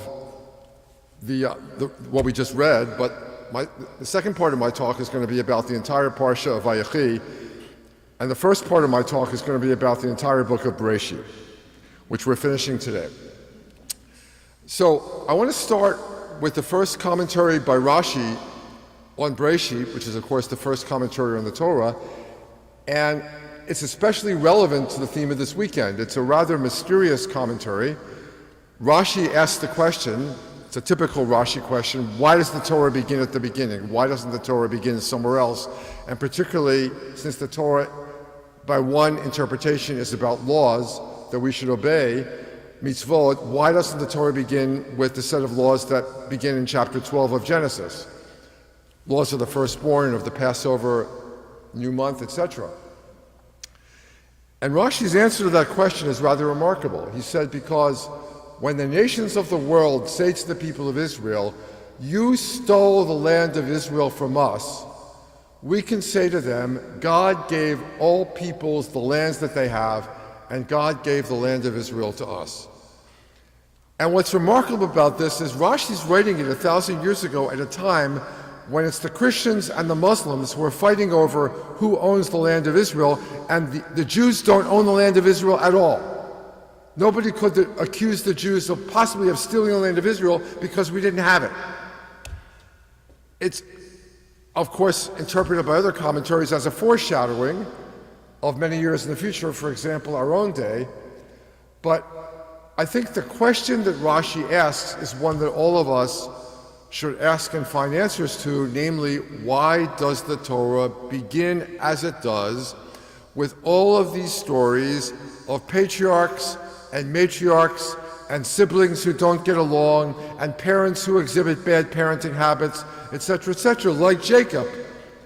After all the favoritism in the book of Genesis, which has consequences that are often not the best, here is Jacob who does the same behavior again, and as the rabbi explained, reverses the hands and insists that the younger sibling is going to have the blessing and not the older sibling. So my own answer to this question is that the Torah wants to impress on its readers of every generation that this is a book that wants our lives. It doesn't want to just be a book of history, although there is history in it. It doesn't want to be a book of great literature, although it's great literature. It's a Torah that wants us to live this book. It's a story that wants us to make this story our story and to add our own words or sentences or chapters to the story that's told. Therefore, it gives us patriarchs and matriarchs that we can identify with. If they were goody-goodies, if they were angels, if they were perfect in every respect, you could not identify with them. You couldn't know that their story can be your story. But precisely because they are sometimes noble and other times quite ignoble, they are sometimes courageous and generous and other times cowardly and the opposite of generous, because they are far from perfect, you know that you can identify them. And so you come at the end of Breshit to this character called Joseph, who is the first generation of the children of Israel, because his father is Jacob, whose name has been changed to Israel.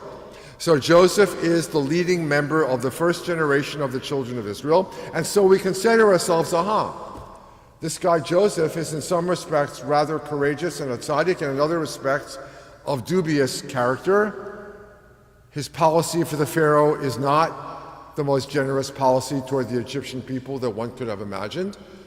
And so one can say to herself, this is someone that I can identify with, and so perhaps this book is for me. Similarly, the Torah in Genesis gives us what you might call a political or socioeconomic situation that we recognize as the real world. It's not a world in which everybody treats each other with ideal respect and affection. It's a world in which immigrants are suspect and often mistreated. It's a world where minorities get taken advantage of by majorities.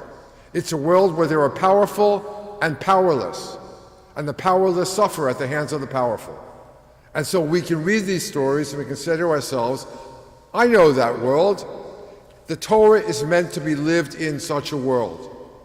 My world is such a world. The Torah is not for angels. The Torah is meant to be lived in the world that I know from experience. And finally, the Torah shows us patriarchs and matriarchs, and others too, like Hagar, in encounter with a God who is not the most comprehensible God in the world. This God is often inscrutable. And you think back over the stories in the book of Genesis, and you find that for the patriarchs and matriarchs, as for us, this God is sometimes not there for you when you most want God to be there. On the other hand, this God sometimes is there when you don't particularly want God to be there. Sometimes you have God there when you do want God to be there, but it doesn't always work out. And that's true for patriarch after patriarch after patriarch, and for the matriarchs too. And so you come to the conclusion, this Torah is not a dogmatic book that's going to tell me exactly what I should believe and lay out the story of this is the way the world is and all the mysteries are solved. This is a Torah that from the very beginning, from the book of Genesis, does not know a lot of things that we would most like to know about God and about the world. And when we get to the end of the Torah, to the end of the book of Deuteronomy, it's going to tell us that the mysteries belong to God and not to us. Only the revealed things belong to us, which are the things that we should do, the mitzvot, and not the things that we would most like to know, like why do good people often suffer and bad people get rewarded. So the Torah wants to emphasize through all these devices that this is a book for us. This can be a book that guides us in our lives, ordinary human beings living in a difficult time and place like all human beings live in. And the Torah is a story that wants us to take it forward. And so you come to the end of the book of Breshit, and you get a parsha in which Jacob and Joseph die, and a good title for that parsha might have been Vayamutu, and they died, and instead the parsha is called Vayechi, and he lived. And you ask yourself, as Rashi would, what's going on here? Because the Torah does not engage in euphemism. The Torah does not hide the fact of death from us. So the Torah cannot have taken this parsha, which is about the death of a patriarch and then the death of the leader of the first generation of the children of Israel. It could not have called it Vayechi in order to disguise something from us. So you look back and you realize that the portion where Sarah died was called Chayei Sarah, the life of Sarah. Not the death of Sarah, but the life of Sarah. And then you find a portion called Toldot, and Toldot begins to give us the answer to the question. Toldot, of course, means literally generations or births, but history or story. And you have a portion called Eila Toldot Yitzchak. This is the story of Isaac, and what it's about is Jacob and Esau.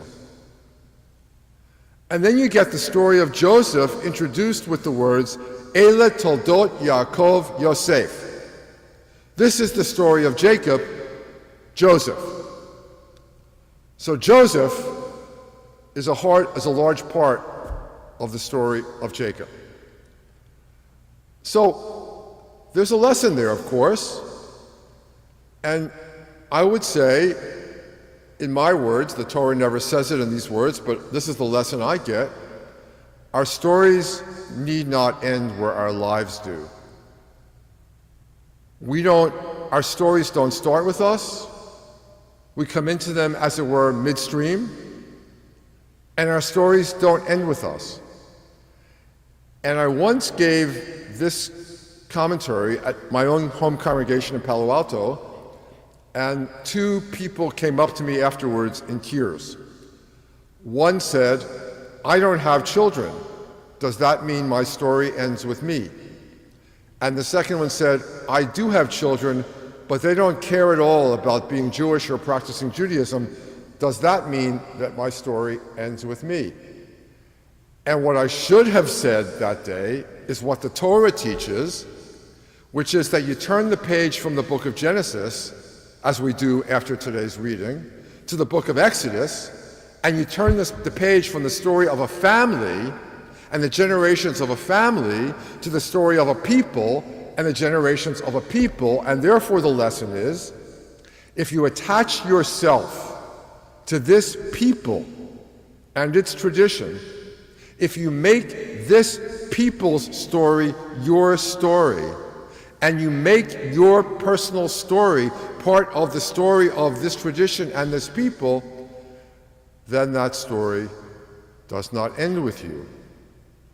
This is how the great Jewish philosopher Franz Rosenzweig, who lived and taught at the beginning of the 20th century, interpreted the blessing that we say when we come up for an aliyah, Chaye olam nata b'tochenu, that God has put eternal life in our midst. We don't know, the Torah doesn't tell us what the nature of life eternal is. It doesn't say what happens after your span on earth is completed. But according to the story of Genesis, which Rosenzweig picks up on here, the tradition does guarantee a kind of life beyond your own days, which comes from making the larger story your story, and therefore carrying that story forward, whether it's with a word or a sentence. Some people, maybe prime ministers of Israel, get to write chapters in that story, like Ben Gurion, who we're going to talk about after lunch. But all of us get to make a contribution to this story, to carry it forward.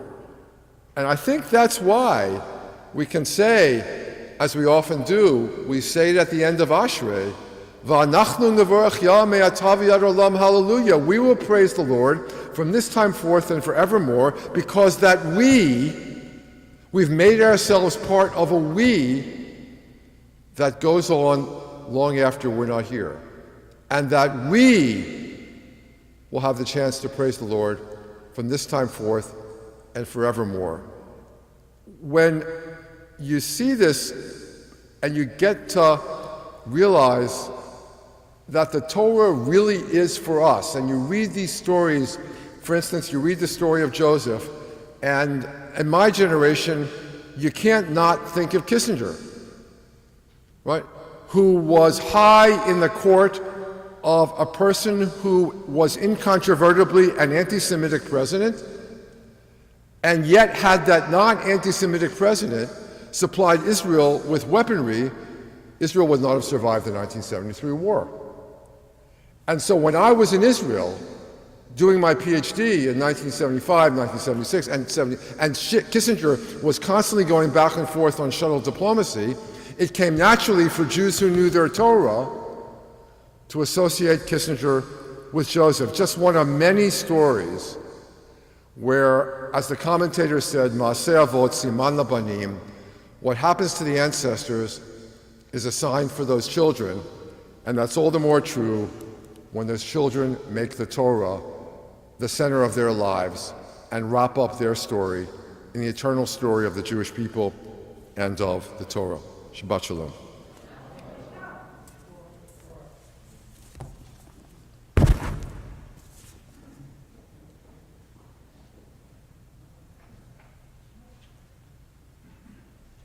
Shkach.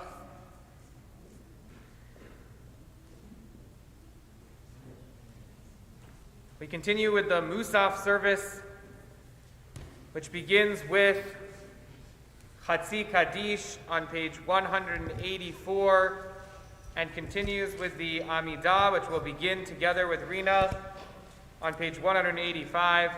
Following the Kedusha, we will continue with the individual whispered Amidah. We rise for Chatzi Kaddish, page 184.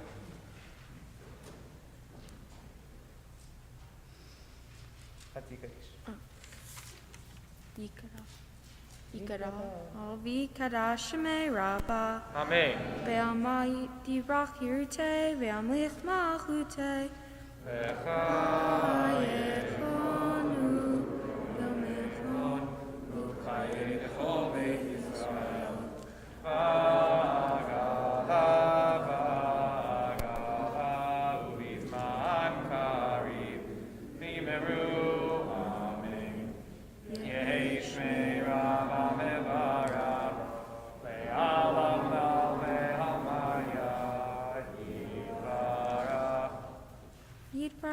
V'yishtabach, v'pa'ar, v'yitramam, v'yitnaseh, v'yitadar, v'yitalev, v'yitala, shemei dekudesha, le'ela mimko v'chata v'shirata, tushbechata v'nehemata, amira me'ama, v'imeru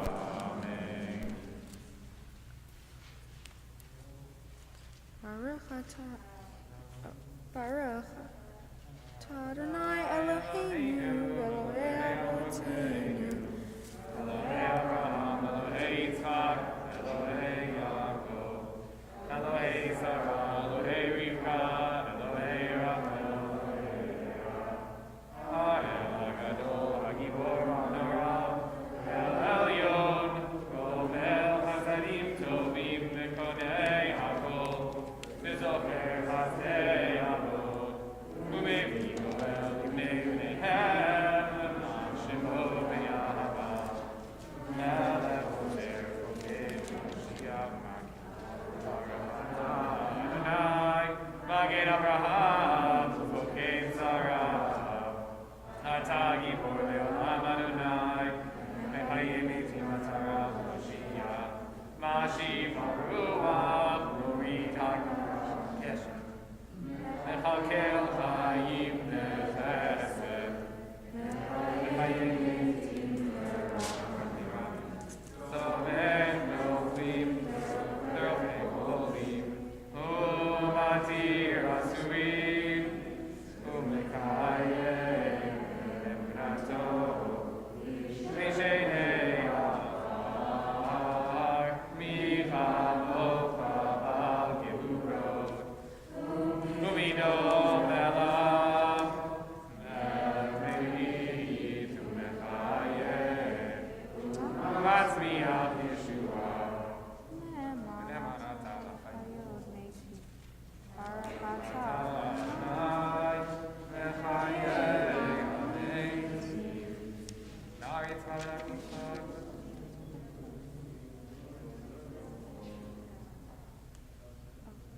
Naritzcha v'nagdishcha v'sodziach sarfei kodesh hamagdishim shimcha b'kodesh hakatuva yaneviacha v'charazel zeh v'amar Kadosh, Kadosh, Kadosh, Adonai Tzevaot, B'chol haaretz kevodo. Kevodo malei olam mishartav sholim zeh lazeh ayemim kom kevodo le'mata baruch yomeru Baruch Kevodo Adonai Mikomo. Komo u'ife v'rachamim v'rachom am hamachazim shi erev v'avoker v'chol פעמיים באהבה שמה אומרים Shema Yisrael, Adonai Eloheinu, Adonai Echad. הוא אלוהינו, הוא אבינו, הוא מלכנו ומושיענו, והוא ישמיענו. Yenu merachamav, sheini v'yeinei kol chai, ve'hu yashmi'enu merachamav, sheini v'yeinei kol chai. להיות לכם אלוהים. Ani Adonai Elohechem, ובדברי קודשך כתוב לאמור. Yimloch Adonai Elohai Yisrael,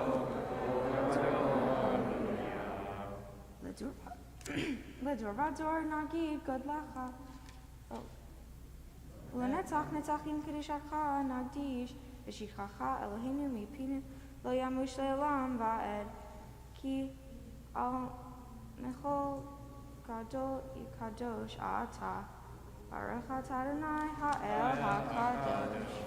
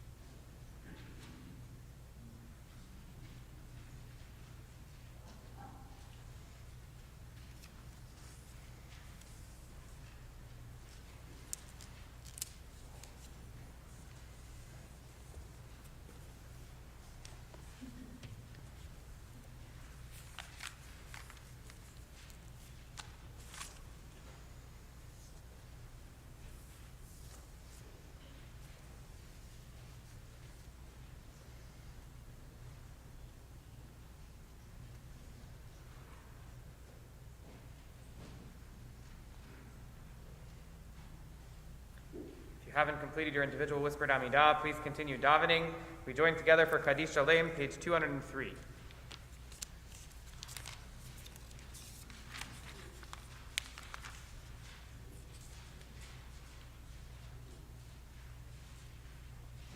Yikarav Yikarash Shemei Rabbah. Amen. Be'alma dirach yirte, be'amlich machute, v'chayechon uv'yamechon, uv'chayedechol be'Yisrael, v'galav v'zman kari v'yimeru. Amen. Yehi Shmei Rabba Mevarach, Le'alam Le'al Me'al Maya, Yitbarach. Yitbarach v'yishtabach v'pa'ar v'yitrimam v'yinaseh, v'tadar v'yitale v'tala shemei dekudesha. Brichu. Le'elamim kol birchata v'shirata, tushbechata v'nechemata, damiram be'ama v'yimeru. Amen. Titzka balzo techon uvutechon, kadam avuchon, divishmaya v'yimeru. Amen. Yehishma lama rava min shemaya, im alenu bel kol Yisrael v'yimeru. Amen. Oseh shalom b'marmav, hu yaseh shalom, alenu bel kol Yisrael v'yimeru. Amen. Shabbat Shalom. Welcome to Congregation Agudat Achim's in-person and live stream Shabbat morning service. Yasher Koach to everybody who participated in our service today, to Alexandra Schmidt for leading us in Shacharit, and to our Torah readers, Maddie Ehrlich, Howie Middleman, Mary Gross, and Steve Schmidt, to Gila Moses for chanting our Haftarah, and to Rena for leading us in Musaf.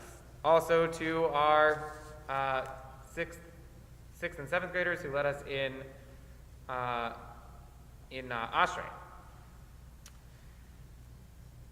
A huge Yasher Koach to Dr. Eisen for giving the Dvar Torah and for joining us this Shabbat for our Scholar in Residence weekend. And I hope that you will join us for lunch.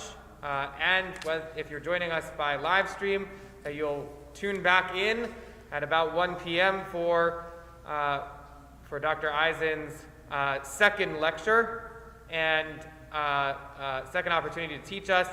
And then also this evening and tomorrow, we will again be joining together for study by Zoom as opposed to by live stream. Also in person. If you want to come in person, you can come in person. We are going to continue with Ein Keloheinu. Oh, wait, I usually do the birthdays. Hang on. Congregation would like to wish a happy birthday to Anna Schleifstein, Lori Stein, Chloe Weiss, Len Zinneman, Bonnie Kramer, Stephen Goldberg, Matthew Frank, and Roberta Steiner. Happy birthday to all of the above, and also a happy anniversary to Richard and Valerie Brooks, Jeffrey and Barbara Hollander, Jack Mincer and Adina, Joe Shang and Susan Sharfstein, and to Martin and Ellen Wakesberg, Mazel Tov, and happy anniversary to all of you. If there's any special occasions in your life that you'd like to share with the congregation, please do let us know. We'd be happy to announce the special events that are going on in your life from the Bima as we celebrate together as a community and not just mourn together.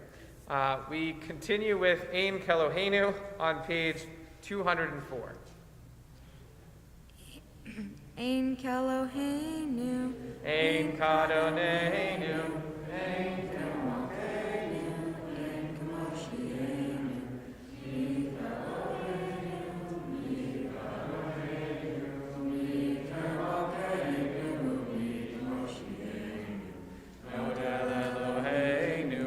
Nodel Adonenu, Nodel Emakenu, Nodel Moshienu, Baruch Eloheinu,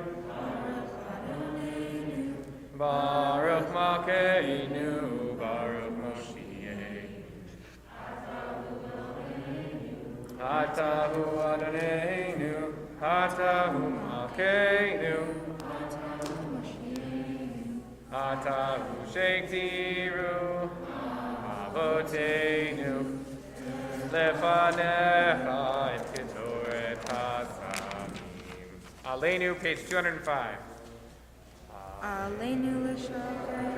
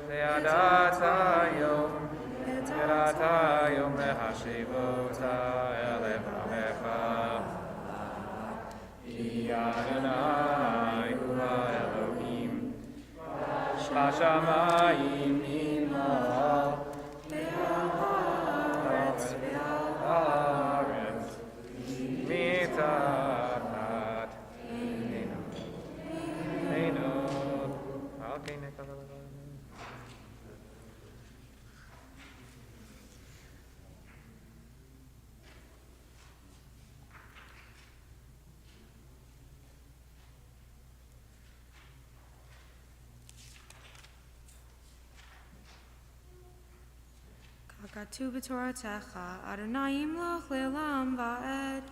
V'nemar v'haya Adonai, l'melech al kol haaretz. Vayomahu, vayomahu, v'yeh Adonai echad. U'shemo, u'shemo, u'shemo.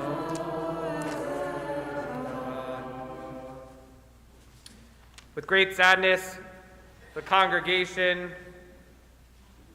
laid to rest this week 4 longtime members: Heinz Happ, Florence Wasserman, Adrian Hertzendorf, and Arnie Ritterband. And we offer deep, deep condolences to their families, to the Yablon family and the Wasserman family, to the Hertzendorf family and the Ritterband family. All 4 of those individuals were members of our congregation for more than 45 years, and some of them were members for as many as 60 years. They contributed in all kinds of ways to our community, and their presence will be deeply missed by those who knew them, by our whole community, and especially by their families. We wish them the words of comfort drawn from our tradition, Hamakom Yenachem Etchem B'toch Sha'ar Avalei Tzion V'Yerushalayim. May the omnipresent one bring you comfort among the mourners of Zion and Jerusalem. We also remember today the following individuals whose yahrzeits are this week: Lillian Grossberg, Marga Casimir, Saul Chapman, Maurice Reichner, Ilsa Charlotte, Noach Eggert, Judith Engel, Jerry Zinneman, Catherine Bilgore, I. Jacques Yetwin, Dr. Robert Pletman, Trina Rudolph, Pearl Hallenstein, and Jason Tepper. In solemn testimony to the unbroken chain of faith which links one generation of the house of Israel to the next, those who mourn and those who are observing Yartzeit, now rise to magnify and sanctify God's name with the words of Kaddish Avelim, Mourner's Kaddish, page 207. Yit Gadal, V'yit Kadash, Shemei Rabbah, Ve'alma Divra Kirtei, Ve'amlich Malchutei, V'chayechon Uvyomechon, Uvchaye Dechol Beit Yisrael, Ba'agala Uvizman Kariv V'imru Amen. Yehi Shmei Rabbah Mevarach Le'alam Olamei Almaya. Yitbarach V'yishtabach V'yitpa'ar V'yitromam V'yitnaseh V'yithadar V'yit'aleh V'yitalal Shmei Dekudesha Brichu. Leila Min Kol Birchata V'shirata Tushbechata V'nechamata Damiran Be'alma V'imru Amen. Yehi Shlama Rabbah Min Shemaya V'chayim Aleinu Ve'al Kol Yisrael V'imru Amen. Oseh Shalom Mimramav Hu Yaseh Shalom Aleinu Ve'al Kol Yisrael V'imru Amen. It's my pleasure to invite Jackie Rowan to offer some announcements on behalf of the Board of Trustees.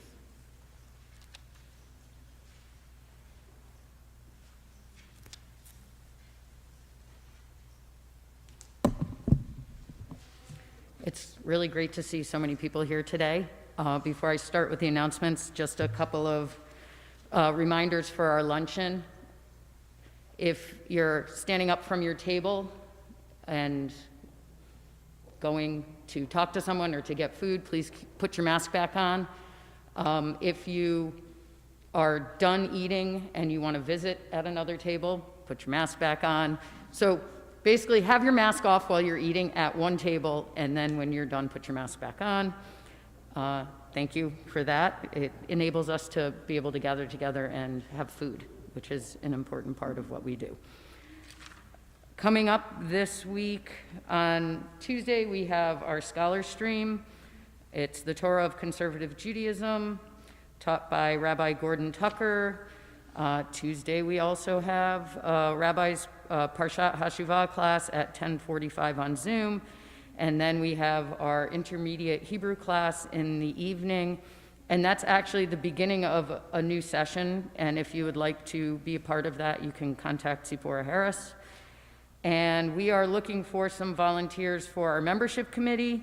And we are also looking for ushers or Shabbat greeters. So if you want to join the membership committee, you can reach out to Caitlin Spector. If you would like to be an usher, you can reach out to Hillary Fink. And I think that's it. Shabbat Shalom. Shabbat Shalom. I'll just add to what Jackie said, that out on the table where we have our flyers, there are two flyers that you should definitely take a look at. The first is the announcement of my winter and spring class, which is going to be, it's called Together and Apart, the Future of Jewish Peoplehood, and it's a program from the iEngage. It's an iEngage program of the Hartman Institute, and that will be 13 Thursday nights over the course of the spring, and the registration link is online. It went out yesterday, so I hope everybody pays attention. And there's also a two-sided page with all of the spring adult education offerings. Since this weekend is a Scholar in Residence program, and many of you are here to engage with our adult education program, I thought it would be very nice to have an easily accessible list of all of the adult education programs that are going on.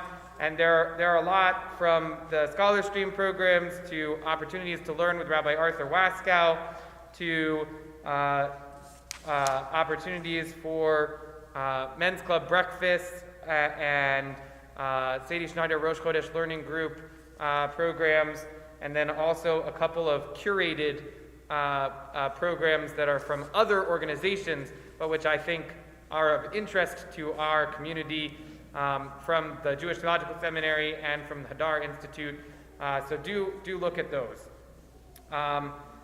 Thrilled once again to welcome everybody to our Scholar in Residence program, renewing our relationship with Israel, and I hope that you tune in again at 1 p.m. For our next session in that program.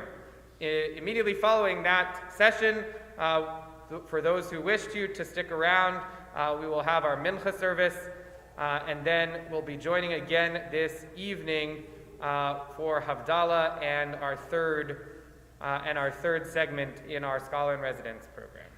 We conclude our service. We conclude our service with Adon Olam as Rina takes us out with on page 211. But stick around after, so I'll do Kiddush and Motzi before we go into the other room. Adon Olam Asher Terem kol yetzira le'nasa efesoko azai melech shemonika azai melech shemonika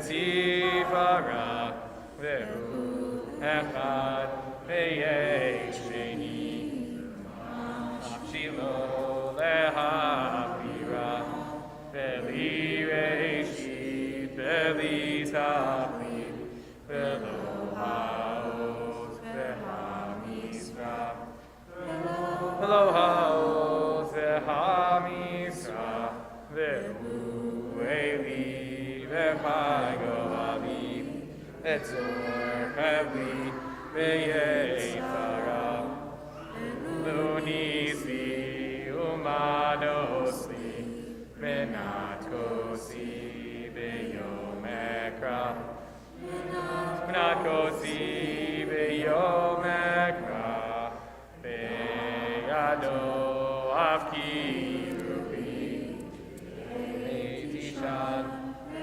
Ve'ayira, ve'imruchi, geviati, Adonai li velo ira, Adonai li velo ira. Al Kain be'rach Adonai yom Shabbat v'ikadsheu savri. Baruch atah Adonai, Eloheinu melech haolam, borei peri agafen.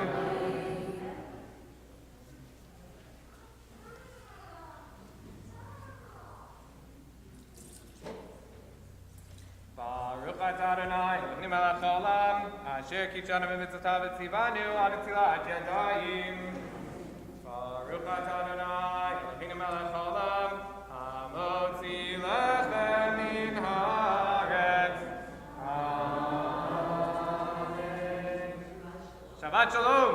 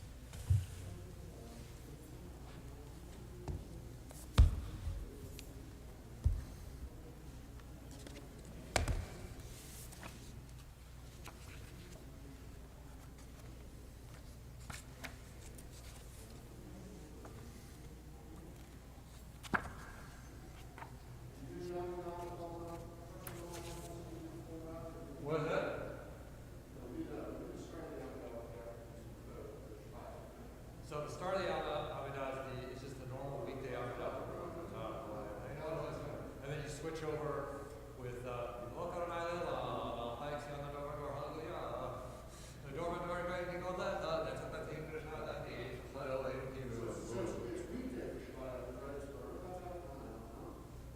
no, it says the weekday for that basically all the way through distance will vary into the last Yom the Kedusha. Yep, that's the one.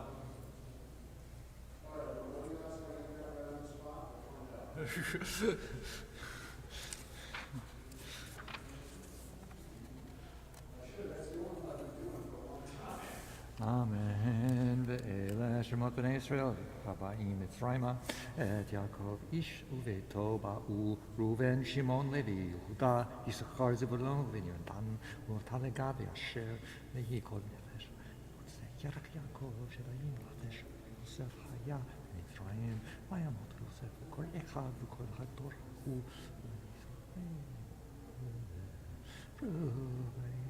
ויסריצו, וירבו ויעצמו, ולאחרת תם.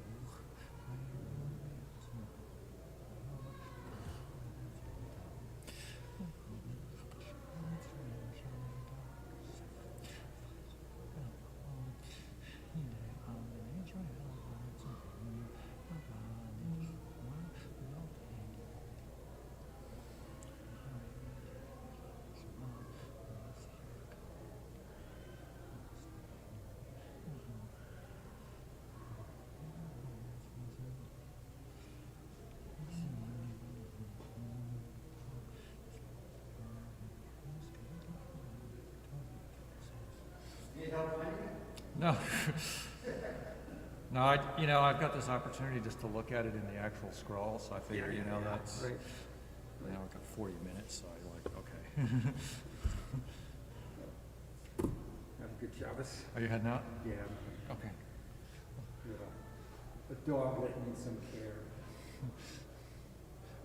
Actually, I have to pick up medicine for her. We gotta dope her up so she stays up her injured leg.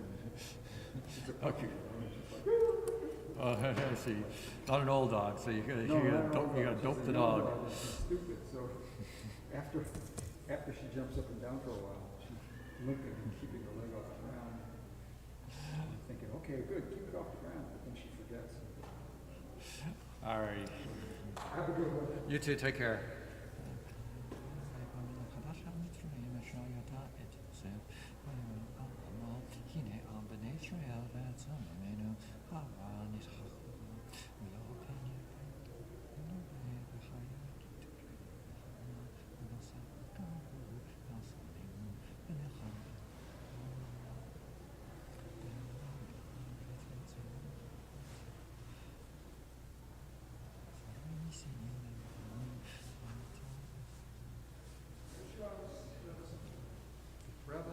Rabbi proposes mincha before the lecture. Are you okay with that? Mm-hmm. Okay, then that's what we'll do. We'll start in spots. Okay.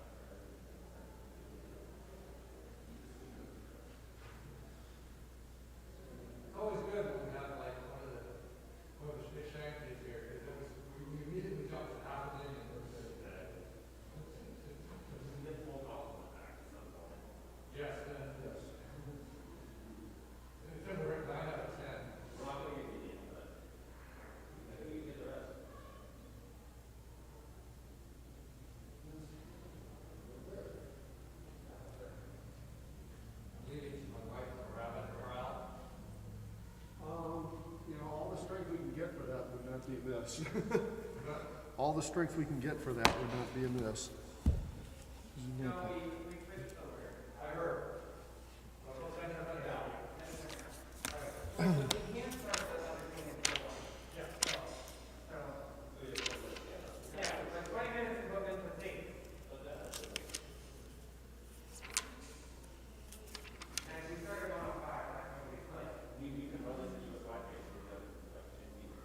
Oh, we easily have that. Here's Bob.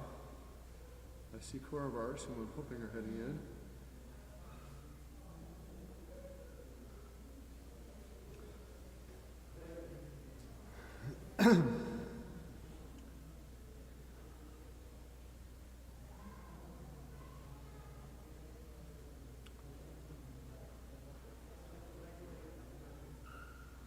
We're gonna make it, it's just a question of when.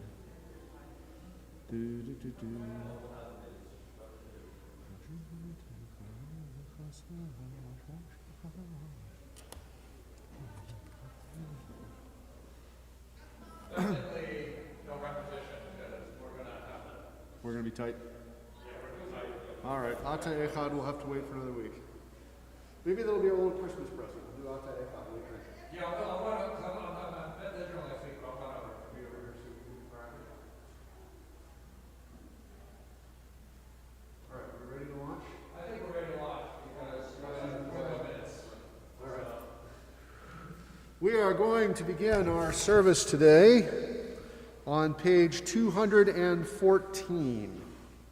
I'll give people a minute to get to seats, but 214 is the launch point for the Mincha service today.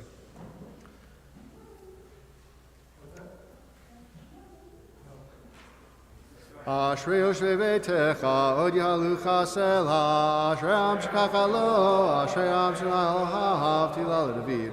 Rabbi Malai HaMelech, V'Arachashim Chal Elam V'Ed, B'chol Yom HaMarchecha, B'Al Hashem V'Ed, B'chol Yom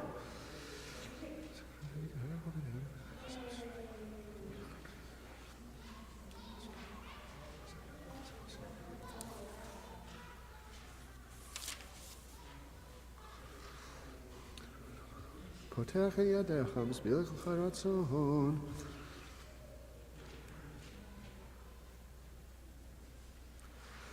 Tehillat Adonai Daber Pihi, Vivarech Kol Basar Shem Kodsho Le'Olam Va'ed, V'Anachnu Nevarkia Me'ata Be'ad Olam, Hallelujah. Page 216.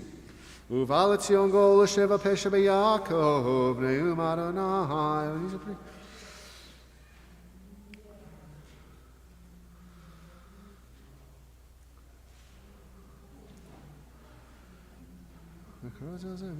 Kadosh, Kadosh, Kadosh, and Atzavod, Maloka Aretz, Kavodo.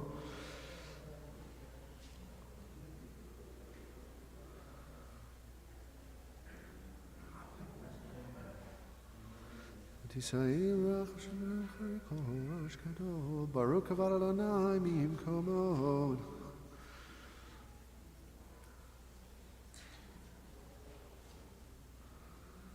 Adonai Yimloch L'Olam Va'ed.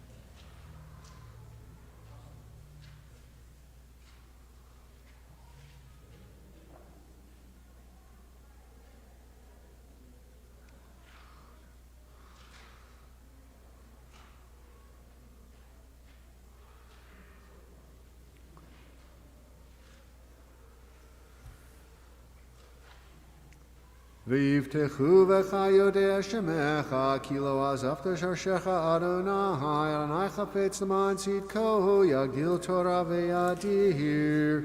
We rise for half Kaddish in the middle of page 217.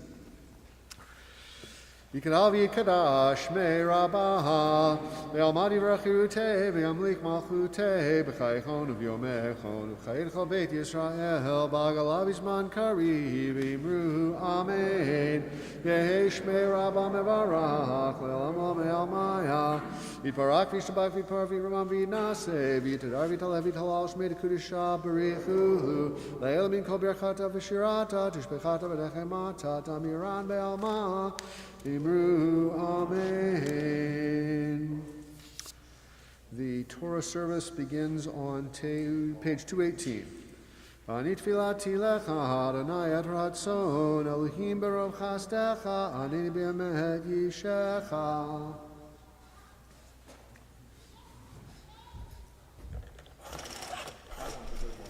Vayi b'tzo Aaron vayomer Moshe Kuma Adonai ve'achutzu oilecha ve'anusu b'sanecha mipanecha ki mitzion tetzei Torah ki mitzion tetzei Torah udvar Adonai v'Yerushalayim Baruch Shenatan Torah, Torah.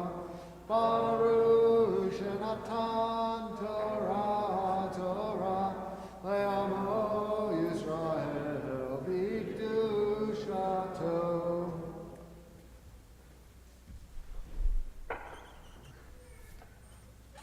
Galu l'Adonai iti, v'romem Shemo Yaakov.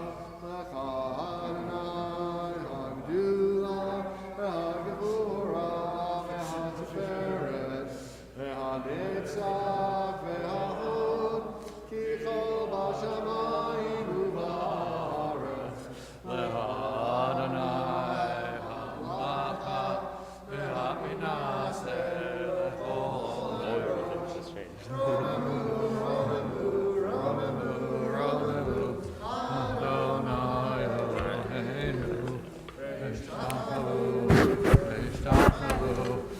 Hardom Raglav Kadoshu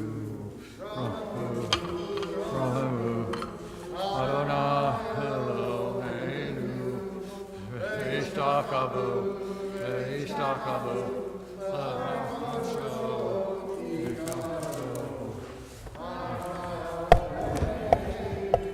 Don't get too comfortable. Please remain standing for Haggadah. The order of things.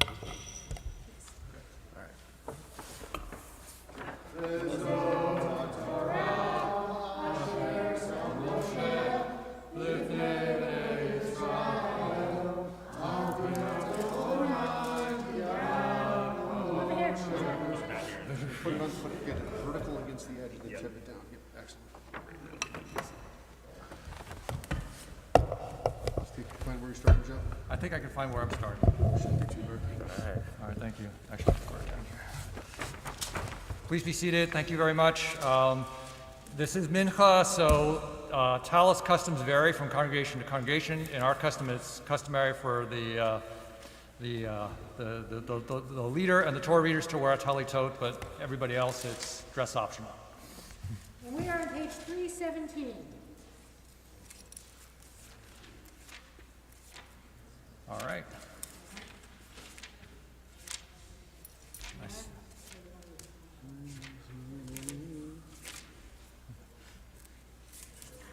Sorry, new book.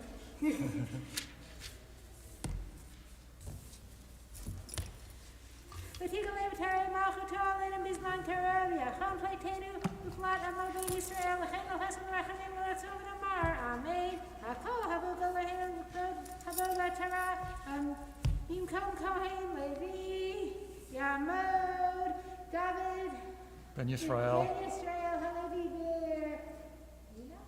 Verina Baruch Natan Torah Yom Yisrael B'kedushato V'atan v'adikim Adonai lehem hayim kolhem hayom.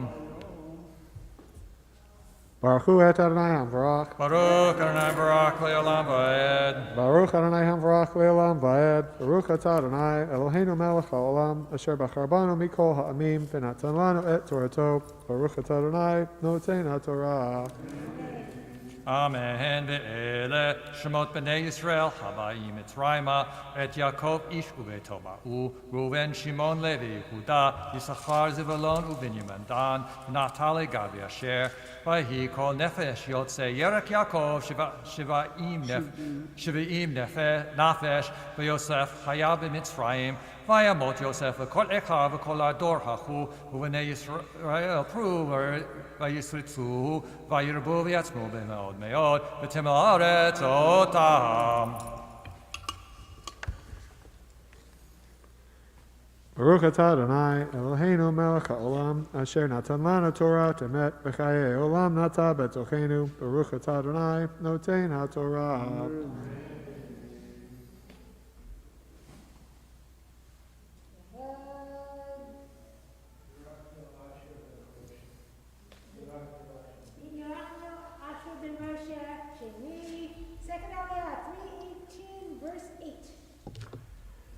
Baruch Hu et Adonai Hamvarach. Baruch Adonai Hamvarach Le'olam Va'ed.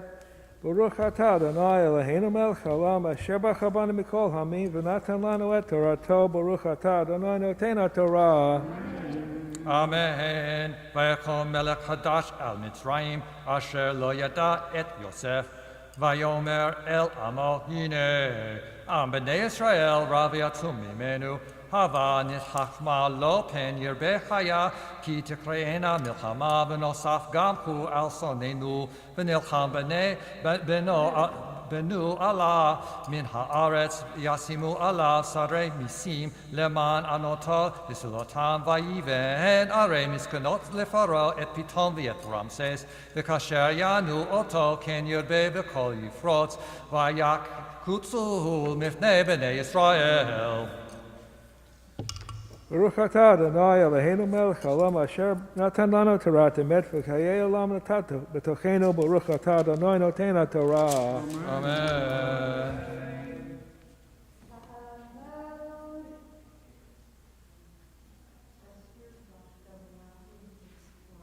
Esther Ba'Elia, the Tzipora, Shlishi, Third Aliyah, page 319, verse 13. Baruch Hu et Adonai Hamvarach. Baruch Le'olam. Baruch Adonai Hamvarach Le'olam Va'ed. Baruch atah Adonai Eloheinu melech haolam asher bacharbanu mikol ha'amim v'natan lanu et Torato. Baruch atah Adonai noten ha'Torah. Amen. Vayavdu Mitzrayim et b'nei Yisrael b'farech.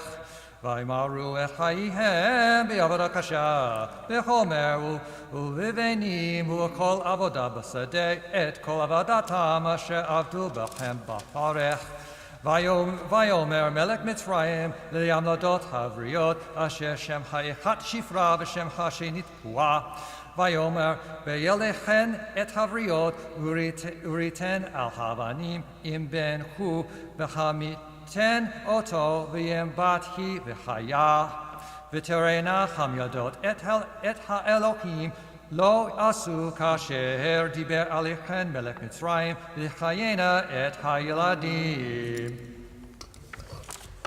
Baruch atah Adonai Eloheinu melech haolam asher natan lanu Torah temet v'chayei olam nata b'tochenu. Baruch atah Adonai noten ha'Torah. Amen.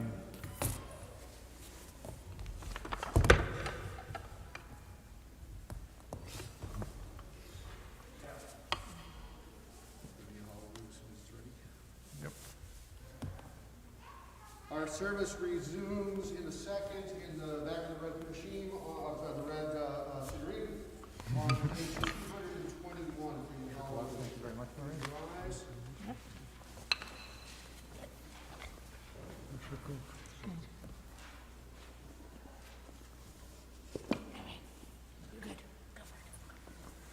Hallelujah, Shem Adonai, Kiskav, Shem Olevado.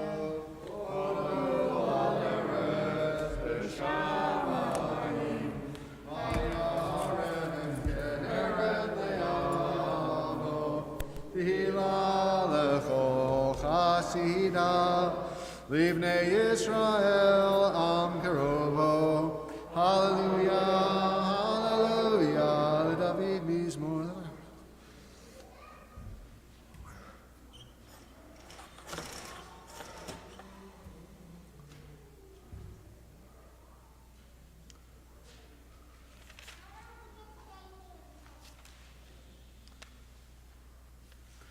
Susharim Rashechem Usupidchei Olam.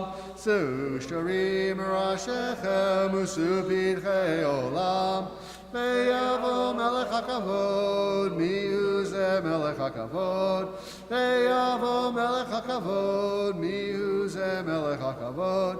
Adonai Tzavot hu Melech HaKavod, Selah. Uvnucho Yomar, Shivan Arvod Alfei Yisrael.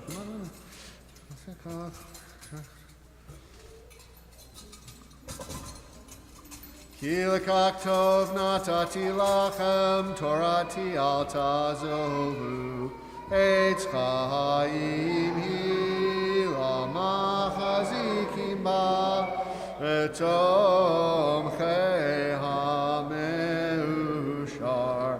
Derachei hadarchei noam, Echol netivotei hashalom, Hashireinu Adonai, Elecha v'nashuva, Chadesh, Chadesh yameinu, Chadesh yameinu kekedem. The half Kaddish is on page 22. We will follow it with the afternoon Amidah on page 223. We will do the first three brachot of the Amidah together, and then we will conclude silently thereafter. Yikadav yikadash me rabah ve'almadi rachute ve'amlik malchute b'chaychon v'yomechon v'chaychol beit Yisrael b'agalav izman kariv imru amen. Yehesh me rabah mevarach le'lamo me'almaya Yivarach v'ishtabach v'yitpar v'yitram v'yitnatse v'yitadar v'yitalev v'yithalal shmei d'kudisha b'richu le'elamin kol birachata v'shirata tishbechata v'nechemata tamiran me'alma v'imru Amen.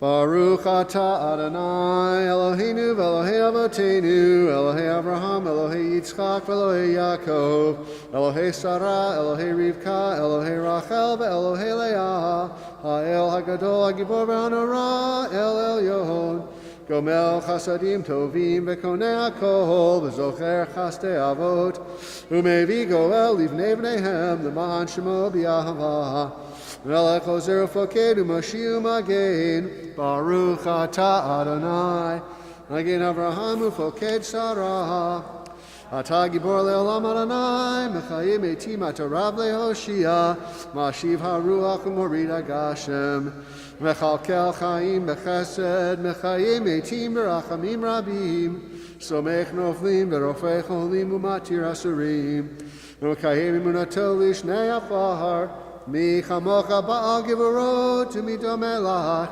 melech mimit u'mechaye u'matzmiach Yeshua v'ne'eman atah l'chayot metim Baruch atah Adonai mechaye hametim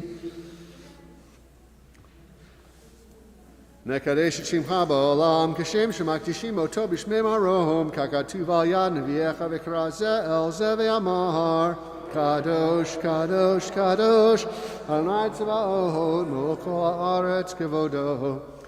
Le'umatam Baruch Yomeru, Baruch kavod Adonai mimkomo. U'b'divrei kodshecha katuv lemor, Yimloch Adonai le'olam, Elohai Ksiyon, L'dor v'ador, Hallelujah. L'dor v'ador nagid gadlecha, L'netzach netzachim kedushatcha nakdish, V'shivchacha Eloheinu mipinu le'yamush le'olam va'ed, Ki hamelech gadol, Ekadosh atah Baruch atah Adonai, Ha'el hakadosh.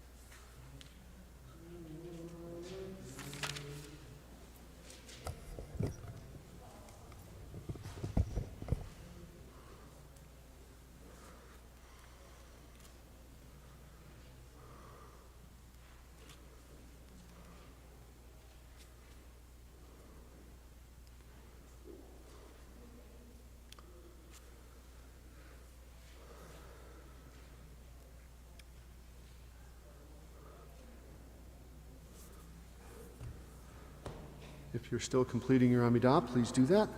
Otherwise, although Dr. Eisen's presence definitely makes this a festive occasion for us, despite that, we are going to do at the top of page 230, Tzidkat Tzedek. Tzidkat Tzedek le'olam Toratcha emet Tzidkatcha Elohim ad marom asher asita gedolo Elohim michamocha Tzidkatcha keharareel mishpatecha tehum rabba Adamu vehema toshia Adonai. 230, Kaddish Shalom. Yikadavi Kadash me Rabbah Ve'almadi V'achirute Ve'amlik Malchute B'chaychon V'yomechon V'chaydecho Beit Yisrael B'agalav Zman Kariv V'imru Amen Yehesh me Rabbah Mevarach Ve'alamo Me'almaya V'parak V'shabak V'par V'orman V'nase V'tadar V'talav V'talal Shmei D'Kudusha B'richu Le'ela Min Kol Birchata V'shirata Tushbechata V'nechemata Demiran Be'alma V'imru Amen Yikavalso Tonu V'achon D'Kol Yisrael Kadam V'hon D'Vishmai V'imru Amen Yehesh Lama Rabba Min Shemaya V'chaim Aleinu Ve'al Kol Yisrael V'imru Amen Oseh Shalom B'imromav Hu Ya'aseh Shalom Aleinu Ve'al Kol Yisrael V'imru Amen. Page 231, we rise for Aleinu.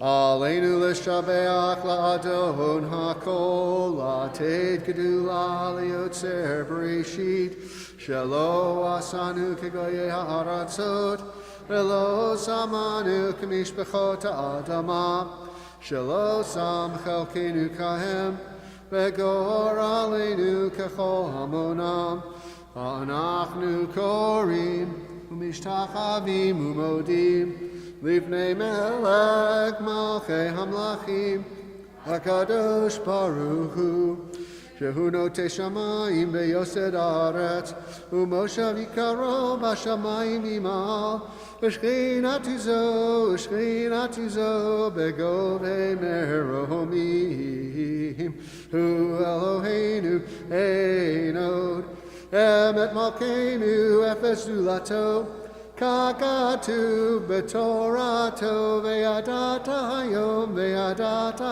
ve'hashivota elevavecha ki Adonai hu Elohim v'shamayim imal ve'al ha'aretz mitachat einod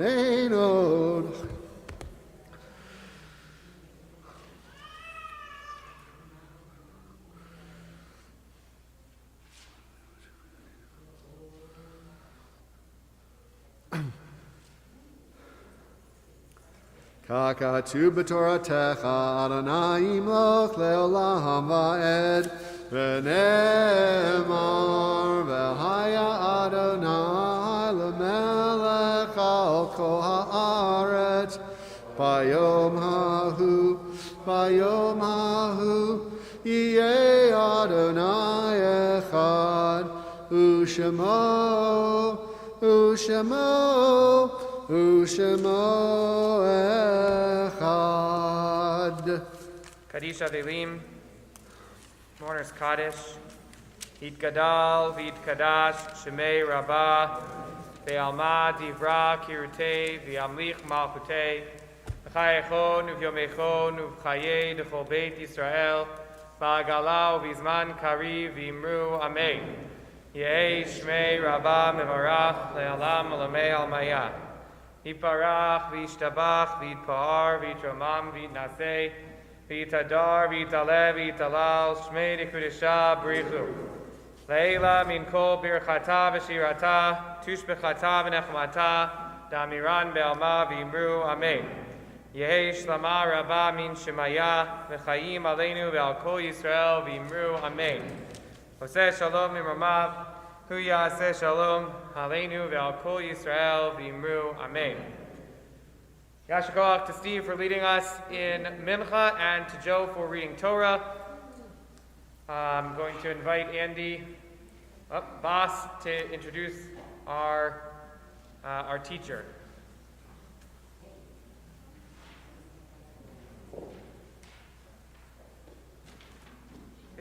Hello everyone. Welcome back, people on the YouTube and in the synagogue here. For the next part, we're going to use handouts with the text, which Jackie is distributing. And while people are getting the text, I want to say thank you to the people that have helped out a lot. For me, the hardest part about the COVID is that I can't eat with people. So a lot of thank you to Rize and the crew to make all this beautiful food and this nice food that we had. Behind the scenes, there was a lot of work done. Jack, Josh, Bree, for printing things, publicizing things, and everything that's being done to make people aware that this is going on. Rob and Gary are thanked for helping behind the scene, guiding us on our way. And of course, a huge thank you to Andy. When the rabbi said this morning that people worked day and night to get things done, it was mostly Andy. So thank you, Andy, very much for the work you've done. For the next part, we're going to be studying text, and the topic of the discussion is going to be Zionism, then and now. Dr. Eisen will lead us in this discussion. Are we going to feel like doing a discussion? Back and forth, hopefully. So Dr. Eisen is one of the world's foremost authorities on American and Israeli Judaism, a Chancellor Emeritus of the Jewish Theological Seminary, and Professor of Jewish Thought. During his tenure as Chancellor, he focused on graduating highly skilled, innovative leaders who bring Judaism alive in ways that speak authentically to Jews at a time of rapid change. Dr. Eisen is author of many books. One is The Galut, Modern Jewish Reflection on Homelessness and Homecoming, Rethinking Modern Judaism. Dr. Eisen, may I invite you up to lead us in the next session.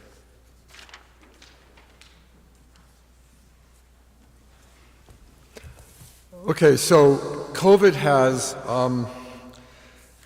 changed the seminar room into a large lecture hall, and this, you have to imagine yourself now participating in an advanced seminar on Zionist thought where we're going to collapse an entire semester's worth of readings into 1 hour. What I want to do, whether you're in the room or you're watching from home, is give you a sense of how the classical theories of Zionism explain a lot about the way Israelis think about Israel today. You can't expect works written 140 years ago to explain what's going on right now, and yet to a remarkable degree, you can make sense of a lot of what people say and think and feel in 2021 by works that were written even in the 19th century. So that's what we're going to try to do. And I don't know how this is going to work. We have, what, an hour at our disposal, right? Andy, boss, an hour? Yeah. So here's what I'm going to propose without boss or Andy authorizing this. I'm going to say if you're in the room and you have a question, just shout it out and I will repeat it. But if it won't happen. I mean, if everybody has to come up there, it won't be spontaneous. So I prefer I promise that I will repeat anything anybody asks or says into the microphone, and that way it can go more quickly and be less formal, okay? So we're going to start. You have two sets of readings because of me. I sent a set of readings to Bas, and that's the one that has the JTS logo on the front. As you see, I gave a talk at JTS about this about a year and a half ago, and I used these readings, and we sent them out for everybody was on Zoom. But then I was going through my files, and I found another set of readings, and I realized, hey, we'll use those too. And so Bas very kindly gave you both of them. But we're going to start out, for those of you at home, with the ones that have the JTS logo on the front, and turn the page. The easiest place to start is with Herzl. So what you see on the first page, where it says Herzl, the Jewish State, we're going to go a little out of order here, but this is 1896, and you see why the movement that Herzl founded was called political Zionism. The very first word on this page, and the word that dominates the first several pages of Herzl's book, is anti-Semitism. Herzl is responding to a political problem facing the Jews, and he believes the only solution to this political problem is a political solution. Jews are being persecuted and discriminated against wherever they live. The only answer to that situation is to get Jews out of all those places where they have been living and give them sovereignty over a given piece of territory. So it starts off there, you read on the left-hand side of the page, anti-Semitism is a highly complex movement, which I think I understand, etc., etc. Next paragraph, we are a people, one people. That's the assumption here. We are a people, a folk in German. And you might translate that even as a nation, but we translate here as a people. We have sincerely tried everything to merge with the national communities in which we live, seeking only to preserve the faith of our fathers. It is not permitted us. And this is, of course, Herzl after his experience in Vienna and covering the Dreyfus affair in France, and after the pogroms in Russia. This is 1896. And so he says, if only they would leave us in peace, but the last sentence there above the subhead, but I think we shall not be left in peace. He comes to the conclusion reluctantly. So then he sets up a plan. Okay, we're going to get somebody to give us some sovereign territory. We're going to found a state. We're going to raise money. The funding agency is going to be called the Jewish Company. We're going to have a movement that's going to set up the state. And should, top of the right-hand column there, should the powers show themselves willing to grant us sovereignty over a neutral land, notice a neutral land, that was his preference, then the society will enter into negotiations for the possession of this land. Here, two regions come to mind, Palestine and Argentina. Significant experiments in colonization have been made in both countries, though the mistaken principle of gradual infiltration of Jews. Infiltration is bound to end badly, so he prefers a massive movement of settlement. The Society of Jews will treat with the present authorities in the land under the sponsorship of the European powers if they prove friendly to the plan. And I just included a little bit. You've all heard about this, but here it is in black and white. It's sort of exciting to see him say it. Is Palestine or Argentina preferable? The society will take whatever it is given and whatever Jewish public opinion favors. The society will determine both these points. So from the very beginning, Herzl was open to other suggestions. He thought the situation was desperate, as indeed it was. It wasn't as desperate in 1896 as it would become in Germany in 1933, but it was pretty bad. And so Herzl wants to get the Jews out. And one of the novelties of this plan is he believes that the anti-Semites are going to cooperate because the anti-Semites want to get rid of their Jews.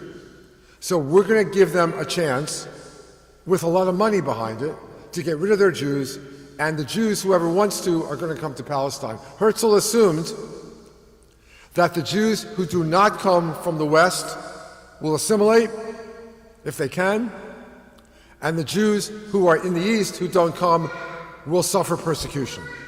He was right about that. He assumed, he said, remarkably, that within 50 years the Jews will have a state.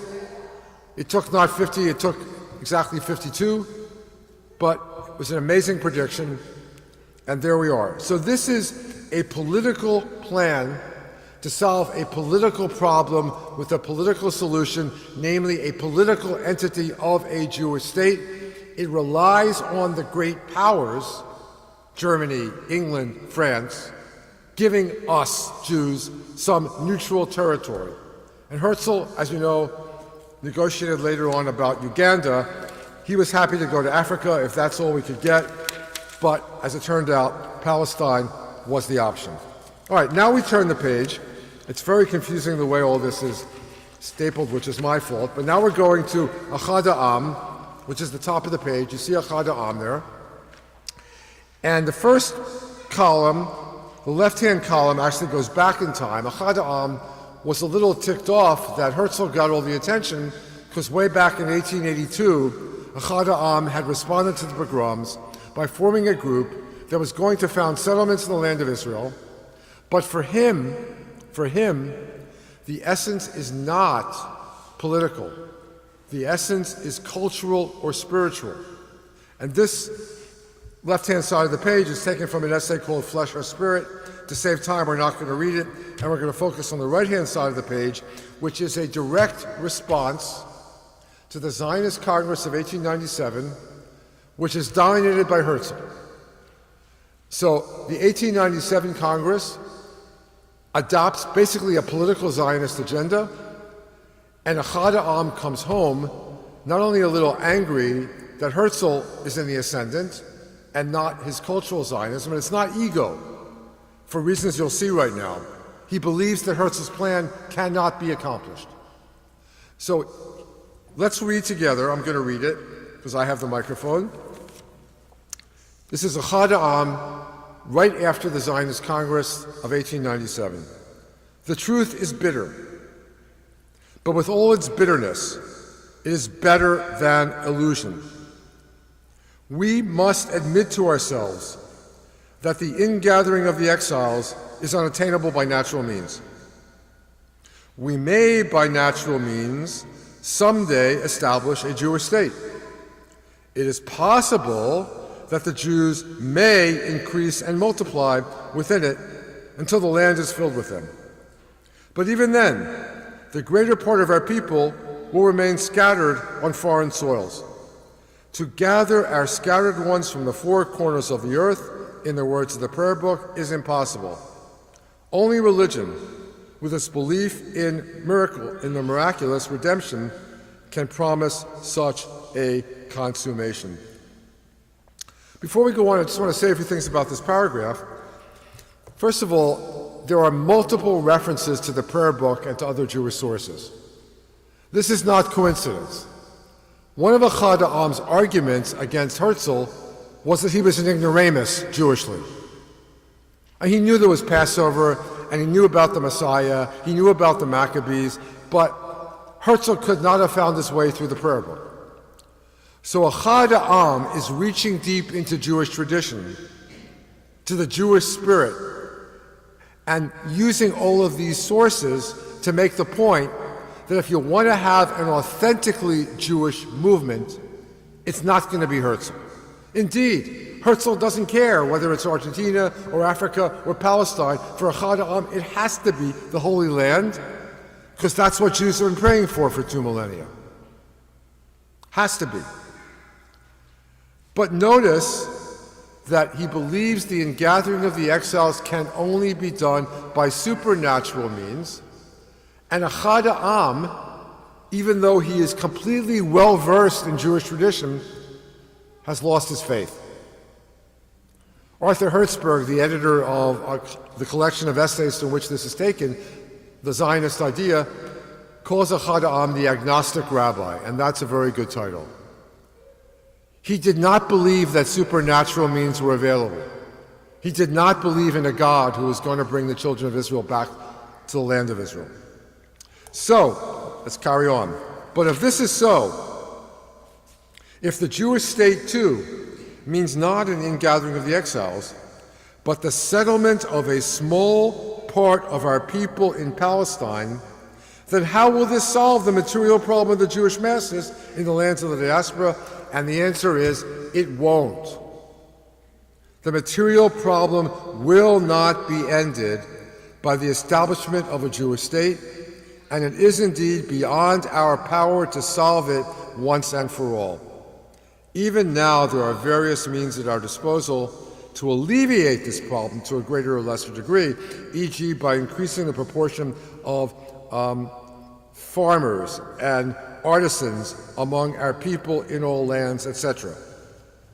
My father's parents were brought to an agricultural colony in South Jersey as part of this experiment that the Baron Hirsch, a really wealthy Jew, was going to make Jews into farmers, and the hope was that if we have more Jewish farmers and more Jewish laborers and less Jewish doctors and lawyers, there'll be less anti-Semitism, and Jews will blend in further. And Achad Am says you can try this, maybe. But whether or not we create a Jewish state, the material situation of the Jews will always basically depend on the economic conditions and the cultural level of the various nations among which we are dispersed. So it's not in our hands. Thus we are driven to the conclusion that the real and only basis of Zionism is to be found in another problem, the spiritual one. But the spiritual problem appears in two different forms, one in the West and in the East, which explains the fundamental difference between Western Zionism and Eastern Chibat Zion, love of Zion. Notice in the West it's called an ism. In the East it uses Hebrew words, because the Jews in the East are better educated Jewishly and far more traditional. Nordell, Max Nordell, Herzl's deputy, dealt only with the Western form of the problem, apparently knowing nothing about the Eastern. Another jab at Herzl, right? Most of the world's Jewish population at the time is in Eastern Europe, and Herzl and his deputy Nordell know nothing about this. And the Congress as a whole concentrated on the first and paid little attention to the second. So we have a chance of solving a spiritual problem, and you solve the spiritual problem by reviving the Hebrew language, by setting up agricultural colonies in the Holy Land which establish the beginnings of a new Jewish culture. So if there's an opera, as there was very early on, if there's a theater group called Habima in Tel Aviv, if there's a new Jewish city called Tel Aviv, if there are all sorts of performances and Jewish history and Jewish literature, etc., this is the beginning of a spiritual revolution that will revive the Jewish spirit. And I'll just say one more thing about this, and then I'll pause in case anybody wants to say anything. For Achad Am, Jews in Eastern Europe were faced with a different problem than Jews in the West, because Jews in the West had a shot at assimilating. They had a chance of fitting into their larger societies. Jews in the East did not. And I take it everybody here knows that when the Jews from the former Soviet Union came to the United States or made Aliyah to Israel, the nationality that was on their Soviet passports was Jewish. Not the religion, not the ethnicity, the nationality was Jew. So if you are unmistakably, irredeemably a Jew, but you have lost your faith, what point is there to this identity with which you are saddled? You can't get rid of the identity. The anti-Semites won't let you. But there's no purpose to it. That's the problem that Achad Am wants Zionism to address. He wants to create a secular Jewish culture for people like himself who are proud Jews, who have learned it in their tradition, but don't believe in God anymore. That problem, he believed, Zionism can solve. So Herzl was right, turned out, that we could have a state within about 50 years. Herzl was right that the Jews in the East who chose not to come to that state would be persecuted. Echad Ha'am was right until very recently that the vast majority of the world's Jews would not come to this place even if they had a chance. Now we have half the Jews in the world pretty much living in Israel, and most of the other half living in North America. Echad Ha'am called that place that he wanted to establish a Merkaz Ruchani, a spiritual center. Herzl called it a state, a political entity. Herzl imagined an army and ambassadors and the whole business. Echad Ha'am figured, okay, maybe one day this may happen, but for the present, this is illusion and we shouldn't count on it. So one of the ironies of Jewish history is without both of these thinkers, without both of them, we would not have the state of Israel that we have. I want to stop here for 2 seconds. Are there any questions so far? Any comments? Shout it out and I'll repeat it. Yes, Alexandra.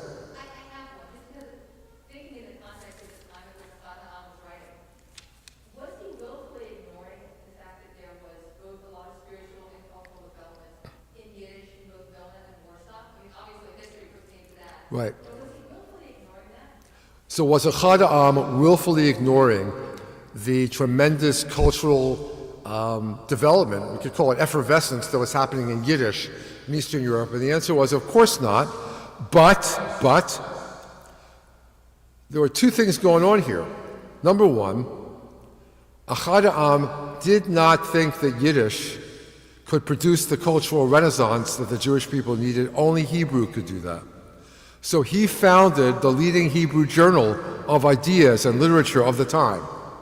Echad Ha'am was part of this war that the partisans of Hebrew fought against the partisans of Yiddish.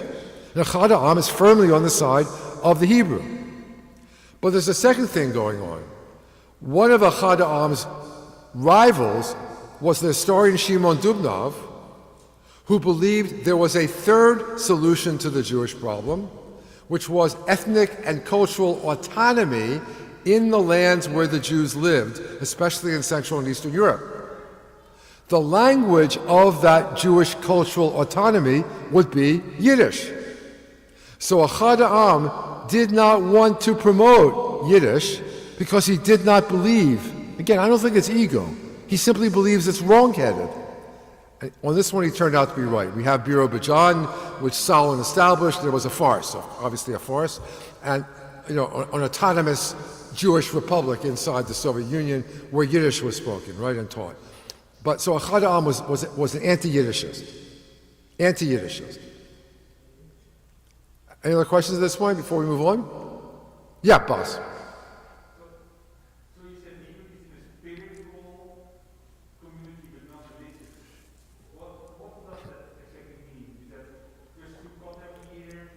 So, right, so Boss is asking what does this mean, this spiritual and not religious? And he couldn't show it to you because it didn't exist yet, but he could, by his own example and by the example of his journal, talk about what it meant. So yeah, let's say, I can't answer your question without jumping ahead, but there's a concept in Israel called Aron HaSfarim HaYehudi, the Jewish bookshelf. And I have, in fact, one of my closest friends in the world is an Israeli who was raised in the yeshiva world and then left it at the age of 16, but spent his life engaged with those sources and teaching other people those sources, but he does it as a secular Jew. So Echad Ha'am's Jewish culture is, you have Passover. Of course you have Passover. But you don't believe at that Seder that God literally took the Jews out of Egypt, etc., etc. You believe that the Jewish people left Egypt and established these wonderful ideals and had a state and lost it, etc., etc. You are celebrating the Jewish history, the Jewish tradition, right? Of course you have Shabbat. It's one of the great concepts, and Echad Ha'am wrote beautifully about Shabbat. But what we're doing on Shabbat is we're maintaining ethical ideals. We're maintaining ourselves as a community. It's an important part of our culture. It's Jewish time and space the way that Christians have Christmas time and space and Easter time and space. But you don't need to be a religious Christian to have Christmas. You don't need to be a religious Jew to celebrate to celebrate Shabbat. I'll give you one more example. I'm going to jump ahead. But several years ago, my wife and I spent like 6 months in Tel Aviv. We'd always gone to Jerusalem. This time we went to Tel Aviv. I'll tell you from now on, it's going to be Tel Aviv. It was so vibrant, so vibrant. Hanukkah there. Okay, everybody's observing Hanukkah. But most of the people observing it are not religious. But they wouldn't think of not observing Hanukkah. And it's not just a kid's holiday. Hanukkah stands for a Jewish history, which the state of Israel is continuing. And they are contributing to that carrying forward of Jewish history. So Hanukkah is their story where you stood up against enemies who tried to subdue your Jewish state and did eventually. They ended Jewish independence, those enemies. The Maccabees delayed them for a while, but a couple hundred years later they came and won, right? And now you're celebrating the fact that you have that state again, and of course you identify with those Maccabees, right? You all know that Mi Yimalel Gvurot Yisrael is different in Hebrew, right, than in English, right? In English we say, in every age a hero or sage arose to our aid. In Hebrew it's all about Yakum HaGibor, Lig'ol Ha'am. A Gibor, a hero will arise to save the people. Not God saving the people, a hero is going to save the people. So that's what secular Tel Aviv celebrates at Hanukkah. So that's another example of a Jewish cultural renaissance. But the fact that Hebrew is a living language right now, a lot of people think, and from my point of view, it's absolutely correct, that an equally important part of the Zionist revolution was reviving the Hebrew language, which is an amazing achievement. So everything that secular Israelis produce inside that Hebrew language, especially when it draws on Jewish sources from previous centuries, that's part of the spiritual renaissance which Agudat Achim wanted to foster. And he knew, he was right about this, he knew it takes a center. It takes a kind of magnet to draw in the energies of Jews from around the world. So you and I can sit here, I don't know if you do this, but I love Israeli music, especially Israeli music that blends the so-called secular with the so-called religious. And to play that music on a Friday afternoon is to me part of my Shabbat, right? So you wouldn't have this outburst of Hebrew music like this without a state. You wouldn't have all the rudiments of Jewish culture that we have. That's the kind of thing he was imagining. He was incredible imagination of Agudat Achim. I mean, just brilliant. As was Herzl, by the way. And they both had to be a little nuts. This is the thing. They're both out of their time and place. They're both living in a world of imagination. And thank God for people who live in the world of imagination. Otherwise, we wouldn't have the reality that they dreamed. Okay, now we're going to look at so-called religious Zionism. So turn the page from Agudat Achim, and you're going to get, if you can go backwards one page, something called Rabbi Samuel Molliver. Just want to give you all a second to find the page. Rabbi Samuel Molliver. So this is a famous Orthodox rabbi who was supposed to attend the Zionist Congress but actually couldn't get there. So he had his remarks delivered by someone else. But what he's doing there is finding the rationale which enabled some Orthodox Jews to support Herzl, despite the fact that Herzl was an atheist and was leading a secular movement, and despite the fact that the Torah, as interpreted by the rabbis, says we can't have another sovereign Jewish state until the Messiah comes. Right? So, look at what Molliver says. It is essential that the Congress unite all sons of Zion, B'nai Zion, who are true to our cause, to work in complete harmony and fraternity, even if there be among them differences of opinion regarding religion. Our attitude toward those among us who do not observe the religious precepts must be, as it were, as if fire had taken hold of our houses, imperiling our persons and our property. Under such circumstances, would we not receive anyone gladly and with love, who, though irreligious in our eyes, came to rescue us?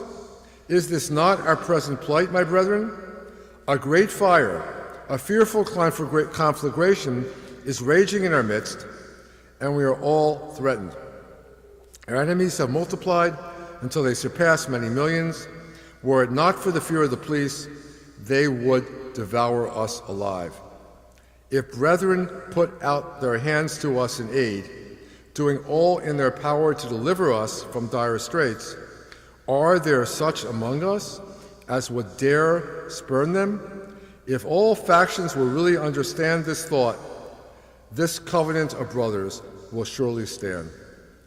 All sons of Zion must be completely convinced and must believe with a perfect faith that the resettlement of our country, i.e. the purchase of land, the building of houses, the planting of orchards, the cultivation of the soil, is one of the fundamental commandments of our Torah.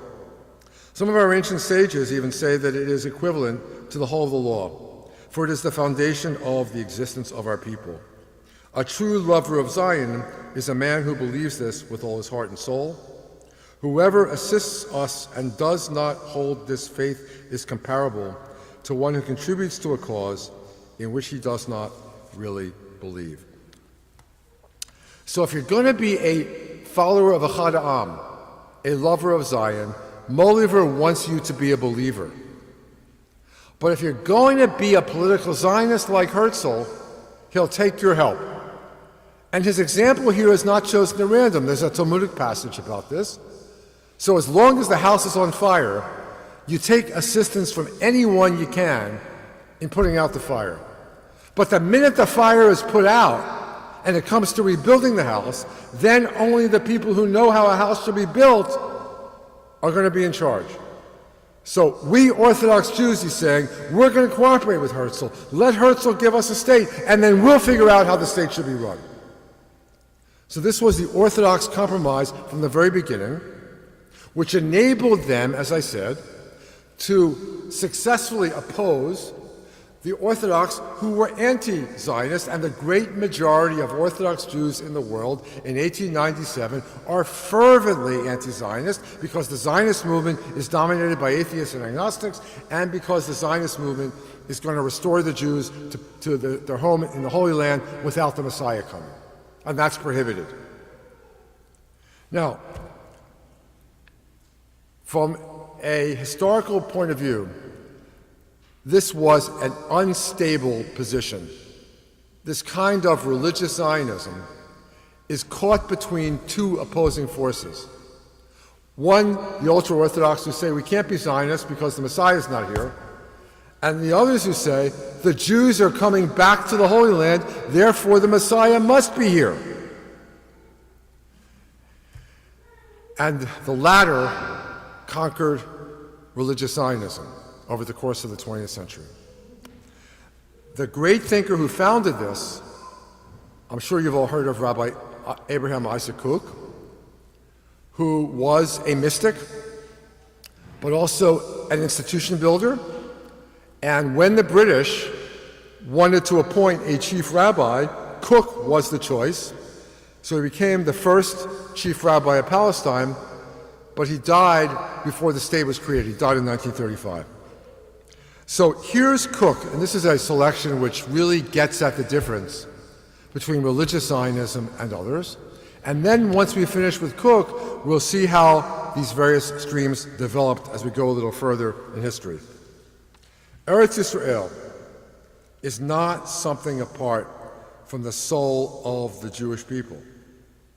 It is no mere national possession serving as a means of unifying our people against Herzl, right?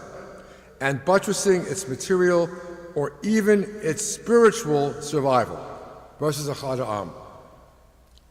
Eretz Yisrael is part of the very essence of our nationhood. It is bound organically to its very life and inner being. Human reason, even at its most sublime, cannot begin to understand the unique holiness of Eretz Yisrael. It cannot stir the depths of love for the land that are dormant within our people.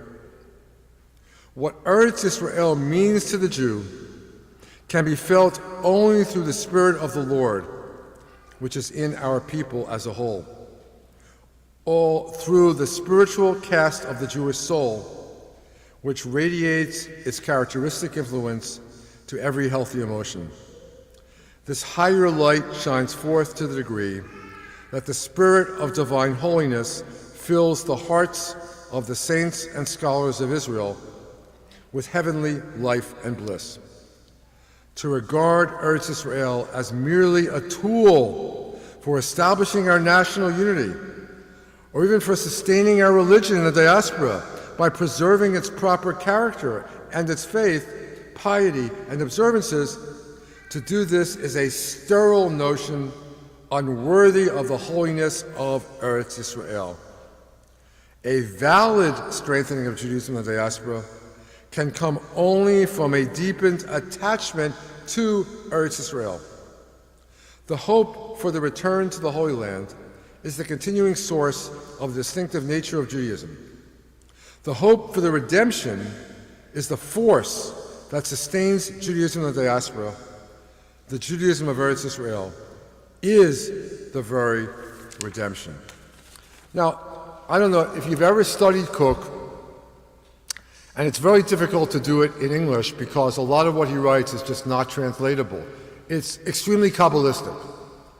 And so this guy uses language like the spirit of the people, the soul of the people, and he intends it quite literally. He believes that there really is a distinctive soul to the Jewish people.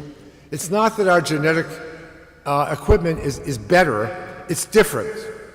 Cook believes that Jews are genetically different from other people. They are spiritually different. He's a follower of Kabbalah and Yehuda Halevi's Kuzari, which talks about this in the Middle Ages.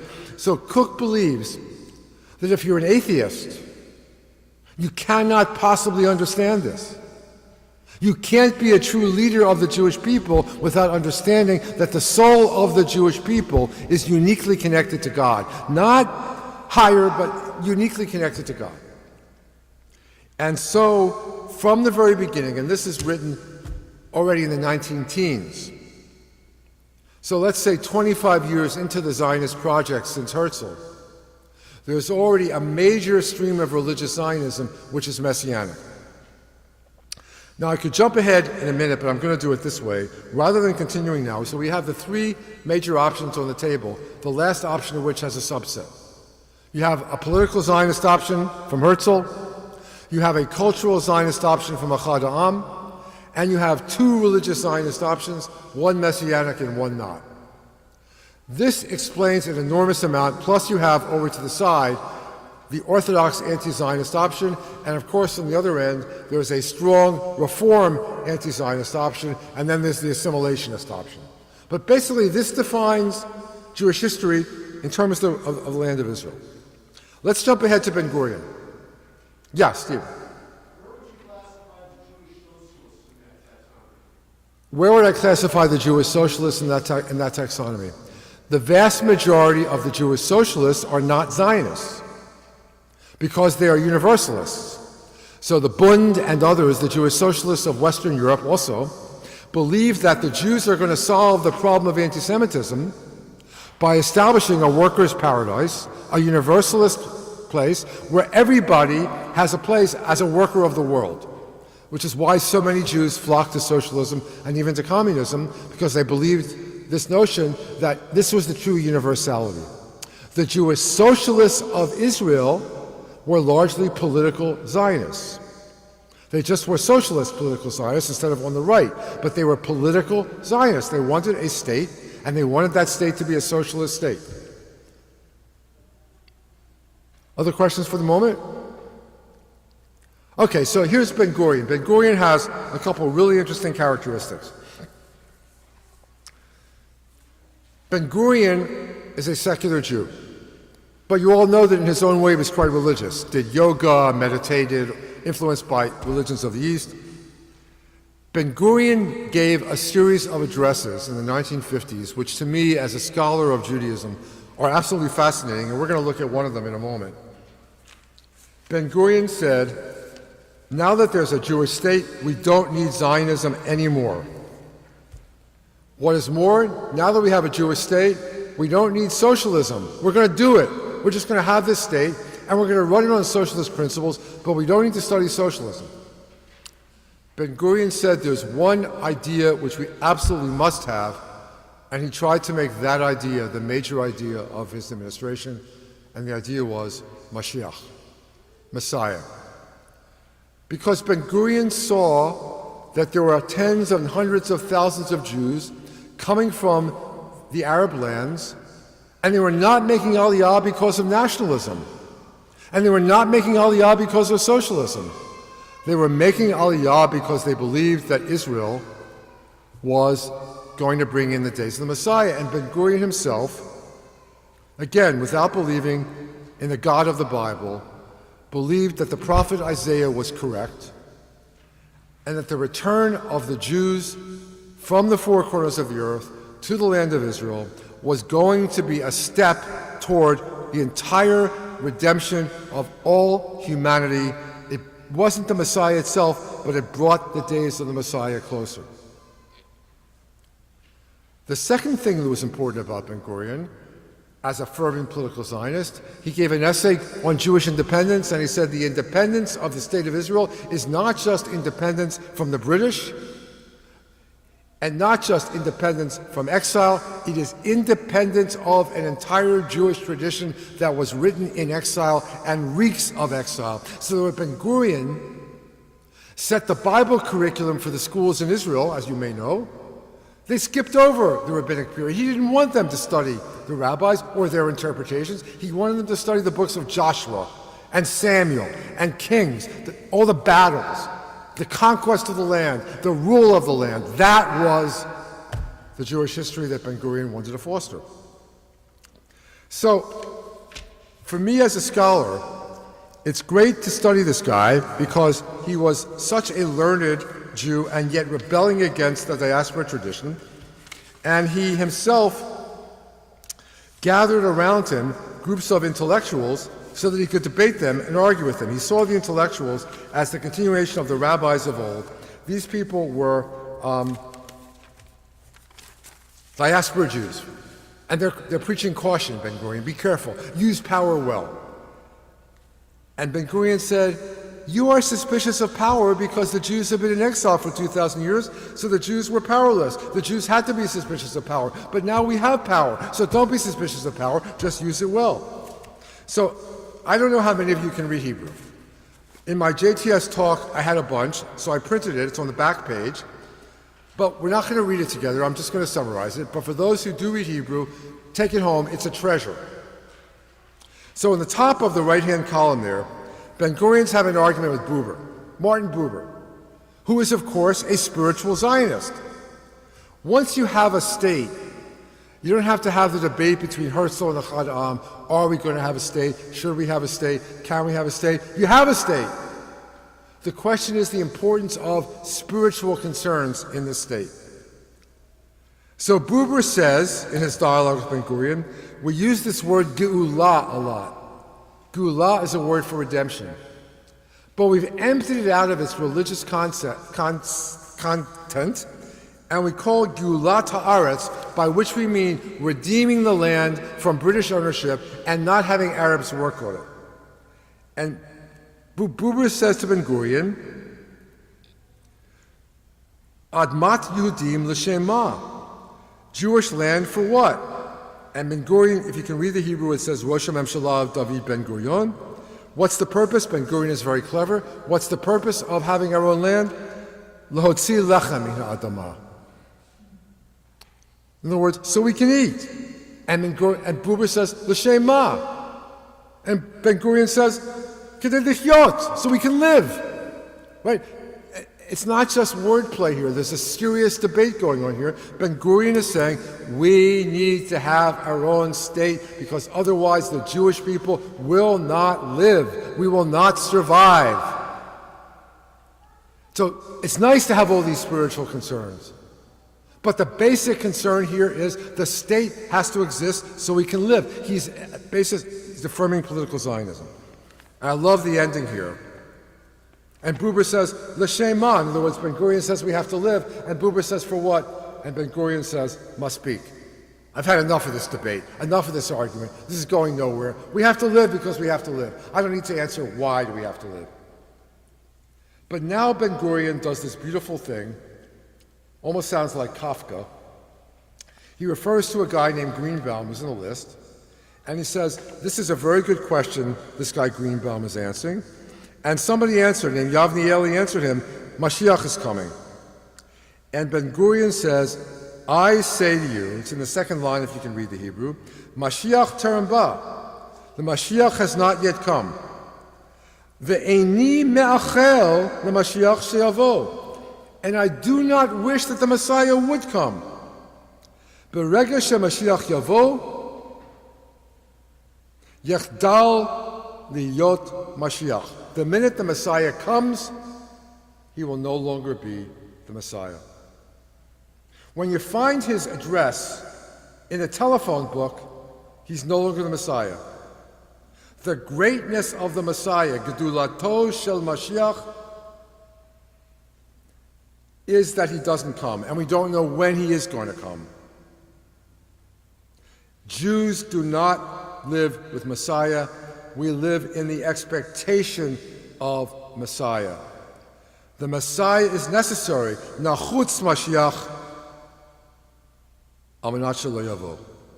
Messiah is necessary so that he doesn't come. Ki yemot HaMashiach chashuvot yoter miMashiach. The days of the Messiah are more important than the Messiah himself. V'ha'am ha'yehudi chai b'mot HaMashiach. Mitzapel b'mot HaMashiach. Ma'amin b'mot HaMashiach. The Jewish people lives in the days of the Messiah, looks forward to the days of the Messiah, believes in the days of the Messiah. V'zohi achat hasibot ha'yikariyot l'kiyumo shel ha'am ha'yehudi. And this is one of the principal reasons for the survival of the Jewish people.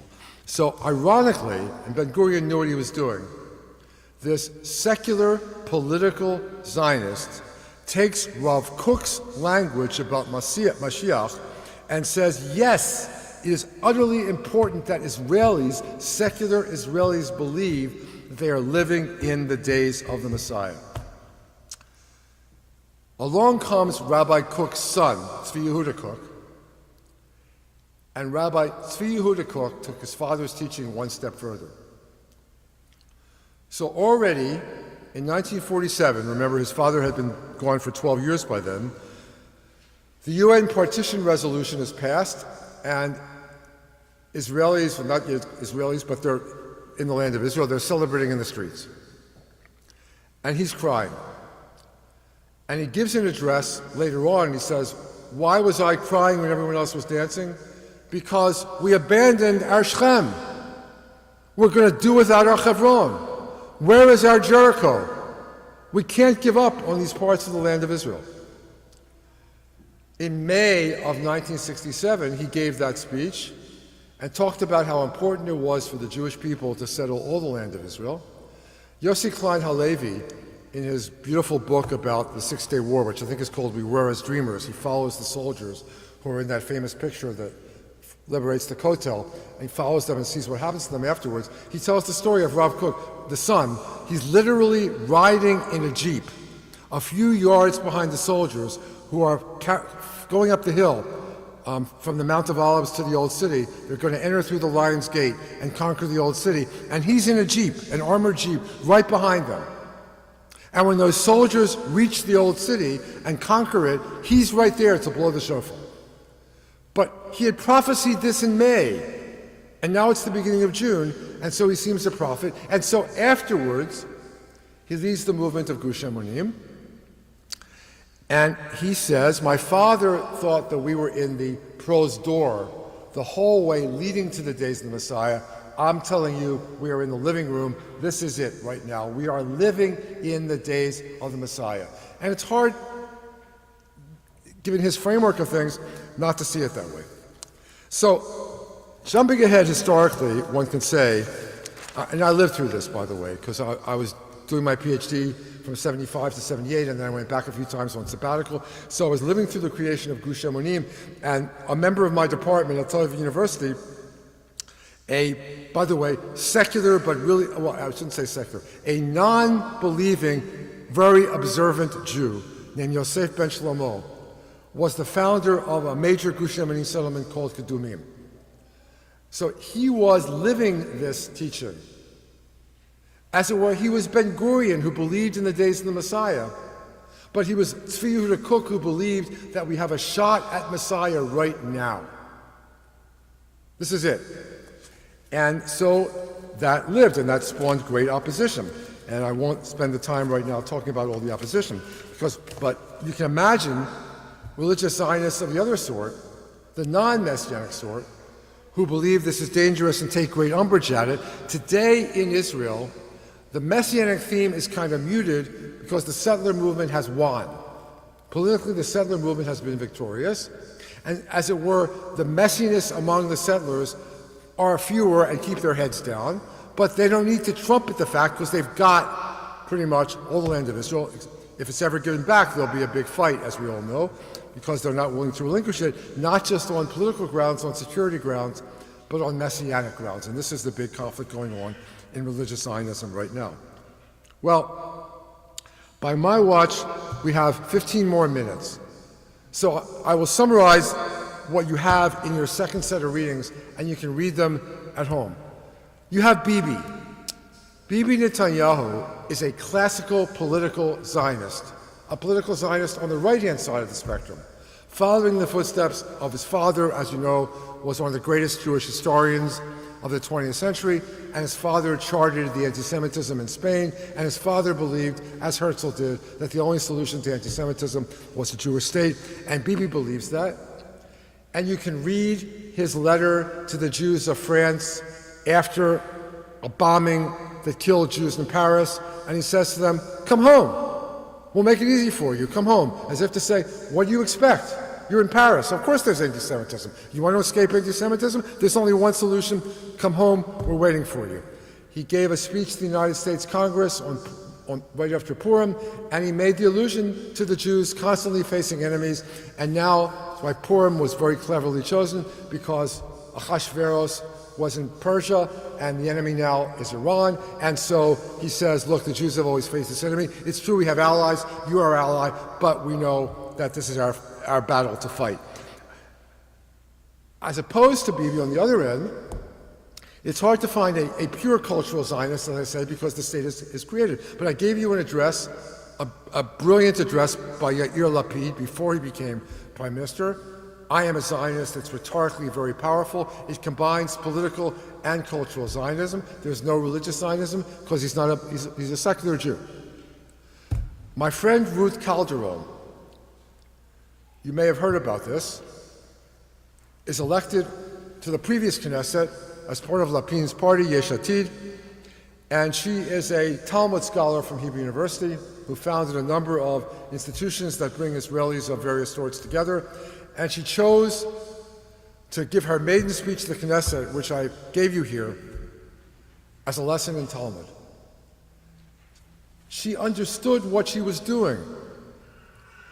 A woman who is not a religiously observant woman is giving a speech in the Knesset about the Talmud. And she said, I am a Jew today, and I am a Zionist, not only because my parents came to Israel from Bulgaria, but because of the Talmud. And you have this remarkable phenomenon. You can see it on YouTube, by the way, if you haven't seen it. You have to bring tissue along with you because you'll cry.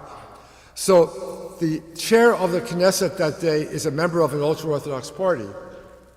And you have this scene of a secular Jewish woman teaching Talmud to the Israeli Knesset, and this guy from the ultra-Orthodox party joins in enthusiastically to the Talmud lesson, taught by a secular woman at the Knesset to the State of Israel. So we gave Ruth an honorary degree at JGS. She taught the same lesson. It was wonderful. I'm just going to give you a little footnote because I was there. Sitting next to me on the platform is someone we gave an honorary degree to that year, the novelist Philip Roth. I'm not sure we would do it today, but we did it. It was the first time that Roth had ever heard the Talmud taught. And he hears his one and only Talmud lesson from the mouth of a secular Israeli woman member of the Knesset. It was a very moving experience. Roth told us afterwards and wrote about it, not just told us. You can read about it in his own hand. He thought of this as one of the high points of his life because he had been spurned by the Jews and called an anti-Semite by the Jews, and here was JTS giving me an honorary degree. So he felt accepted. But for me, the point is that a cultural Zionist named Ruth Calderon is teaching Talmud to the Knesset. So, if you want to know what's going on in Israel, you have to understand that life is dynamic. So, the most dynamic sign of life there is, to my estimation, and not only mine, is that Haredi parties, which are officially anti-Zionist, who, as I said last night, will not celebrate Israeli Independence Day, will not fly the Israeli flag at their yeshivot, are sitting in the government until recently, participating in the life of the State of Israel. And people say, oh, they're just doing it because they get money for their yeshivas. They enjoy getting money for their yeshivas, but there's been a transformation because they believe that God's in charge of history. And God, after the Holocaust, has created a state of Israel which has about 6 million Jews in it now, and about 2 million Arabs. So, the phenomenon that we call chardal, which in Hebrew means mustard, but is an acronym for Haredim Le'umiyim, nationalist Haredim, which is a contradiction in terms from a century ago, is a real phenomenon. They still don't believe that Israel is the Messiah, but it's one step. You might say, as we do in our prayers, it's Reshit Tzmichat Gulatenu. You can be a political Zionist all you want, but you have to answer Buber's question, L'shem ma, for what purpose? And when I taught Israeli students at Tel Aviv University, that's the question they had. They didn't doubt that they were Israeli. They weren't thinking of not being Israeli. But they had just done their army service, and some of them had been in battle. And you have to say to yourself, why are we doing this? Is it worth the sacrifice? Is it worth the price? You have to answer Buber's question. So even if you are a political Zionist, you have to give people reasons to be a political Zionist. So I just want to end with Aleph Bet Yehoshua. So you've all heard of Aleph Bet Yehoshua, one of the leading Israeli novelists, and you may know that he came to give an address at the American Jewish Committee in the early 2000s, and he said, your existence is absurd. It's very nice you're celebrating 100 years of the American Jewish Committee, but your organization and the entire Jewish community of the United States are not going to exist very much longer. Because even though Aleph Bet Yehoshua is a great novelist and therefore a cultural Zionist, he's the political Zionist to the core. He believes that diaspora means assimilation or anti-Semitism or both. It cannot mean a thriving diaspora except for a very small number of Orthodox Jews who keep themselves apart from the larger population. And that, he says, you want to do that, do that. But for him, that's inauthentic because he believes that religion is an illusion. So there's no authentic Jewish existence. There's no Jewish authentic existence with legs on it except inside the land of Israel. Aleph Bet Yehoshua was famous for a line in his book. The book is called The Virtue of Normality, I think, or something like that. Anyway, he says, if you complain about anti-Semitism in the United States, it's like walking down the middle of a busy freeway and complaining that the drivers don't swerve to the left and right to avoid you. It's very extreme. He has extreme views on this. He believes that anti-Semitism is natural, comes with the territory, it's always been there, always will be there, and there's no solution except to have a state. But even Aleph Bet Yehoshua, this is why I'm making the point, has to answer Buber's question, L'shem ma. And so Aleph Bet Yehoshua speaks about Israel as a light unto the nations. He wants to see Israel being what Achad Ha'am called an ethical Superman. He wants to see Israel exemplifying that a state can be ethical, as opposed to most other states. Well, that, I think, is the reality we've got. To me, it's utterly fascinating. If you're a scholar of Jewish history and Jewish thought, it's wonderful to see that thought being played out. You open the newspaper, and you see people giving speeches, and you say, aha, they don't know that's Echad Ha'am, but it is. They don't know that that's Herzl, but it is. They don't know that Rav Kook said that, but he did. Because there's a limited number of options, and here we are, we're playing them out, and the exciting thing is, it's alive. And as long as it's alive, it's going to change, and as long as it's alive and changes, you and I are going to have to keep up with it somehow, because it's not going to stay the same. You can't read it in a collection of sources 50 years ago. What we're going to try to do tomorrow is figure out how we can get the Israelis to read us as well, because that's also crucial to the partnership, the relationship between us and Israel. At the moment, a lot of us read them, but almost none of them read us. I'm going to stop there. We have 5 or 10 minutes even for questions or comments. So it seems like anti-Semitism influenced a lot of these thinkers. Absolutely. And I was able to catch like the very end of your lecture last night after I was in bed. Uh-huh. So my question is sort of taking Zionist thought and relating it back to the end of what you said last night. With rising anti-Semitism here in the United States, why do you think we're not seeing a rise in the Zionist thought in the Jewish community? So the question is, if in fact anti-Semitism is rising in the United States, as it almost certainly is, why are we not seeing greater Zionism in the American Jewish community? So it has to come from somewhere, and where it comes from is a background. You missed this part last night. No. My argument as a scholar with some historical perspective here is that American Jewry has been on a trajectory for a long time when it comes to Israel. So what I'm now about to say may sound extreme, but it's absolutely true. Until the 1967 war, Israel was of marginal concern to the organized American Jewish community. Federations did not raise money for Israel, not in large numbers, in other words. And then after 67, it changed. You were raising money for local needs on the back of raising money for Israel. It changed again after a while. But there was a period where Israel was essential. But the percentage of American Jews who have told the survey researchers that they care a lot about Israel has never, ever been larger than a third. American Jews are comfortable saying, quote, I care somewhat about Israel. But the percentage who say they care a lot has never been more than a third, and now the latest Pew report puts it below a quarter. Well, you got to figure that all modern Orthodox Jews, and probably all ultra-Orthodox Jews in some way, are going to answer yes to that question. They care a lot about Israel. So half the Jews who say they care a lot about Israel are Orthodox or ultra-Orthodox. That means there's a relatively small cut of non-Orthodox Jews in the United States who care a lot about Israel.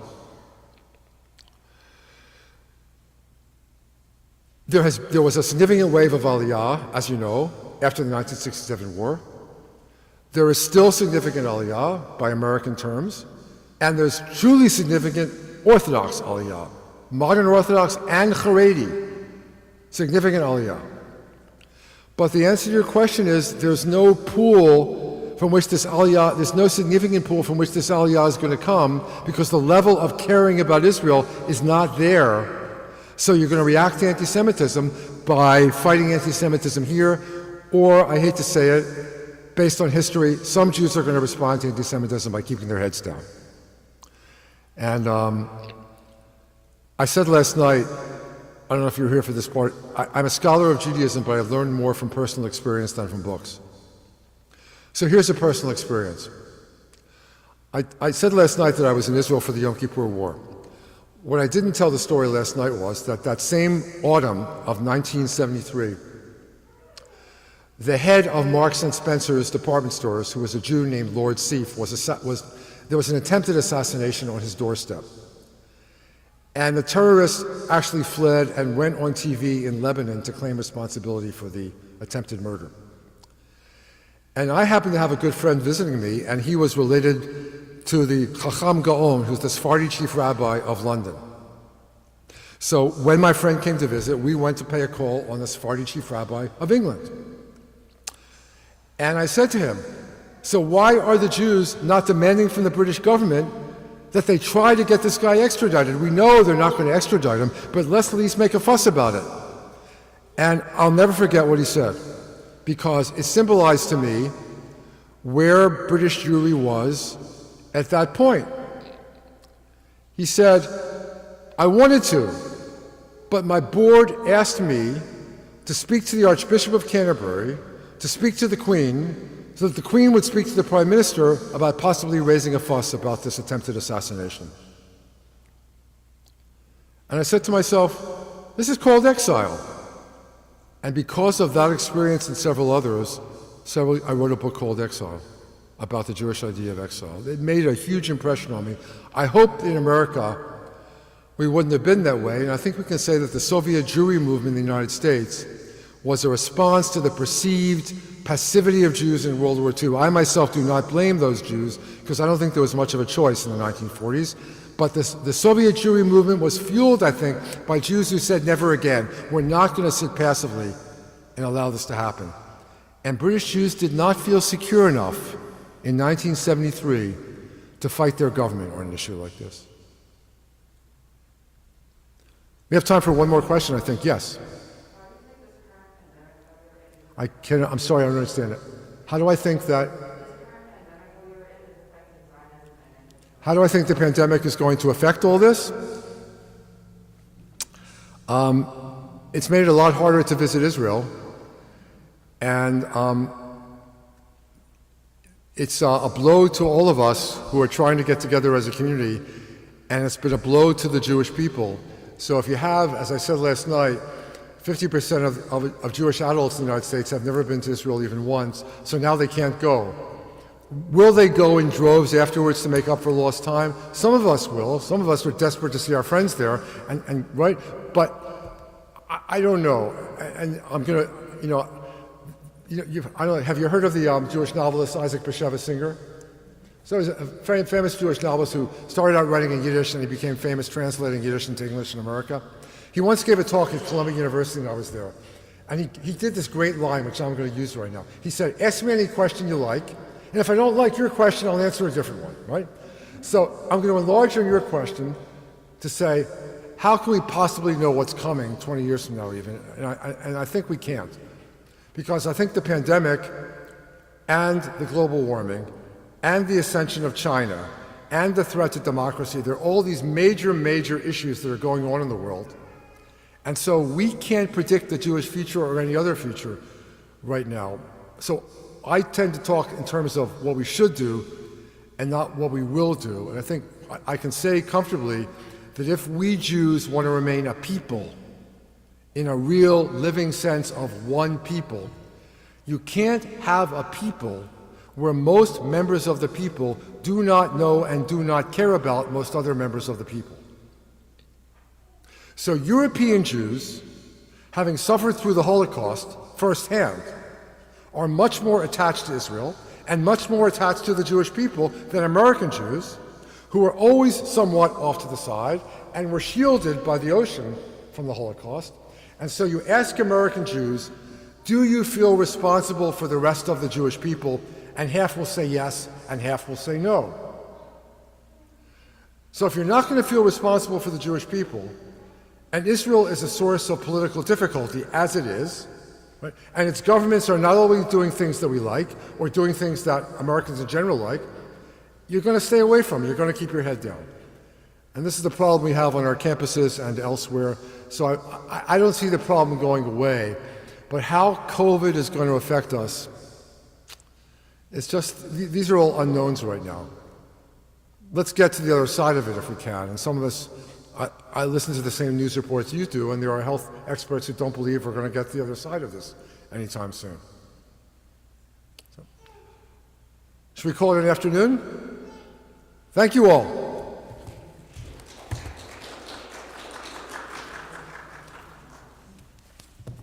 Thank you very much, Dr. Sure. For the remainder of of the day, so now we are about 5 hours off. We can rest, we can contemplate about what's being said. Quarter past 7, we're going to have Havdalah here in the synagogue. And then at 7:30, we're going to hear the third part of the series. It's going to be called Engagement, a Part and a Part. And that's going to be open for Zoom, and people can interact with Zoom if they have questions from home. Yeah, hopefully that technology will work out. See you all tonight. Thank you, everybody.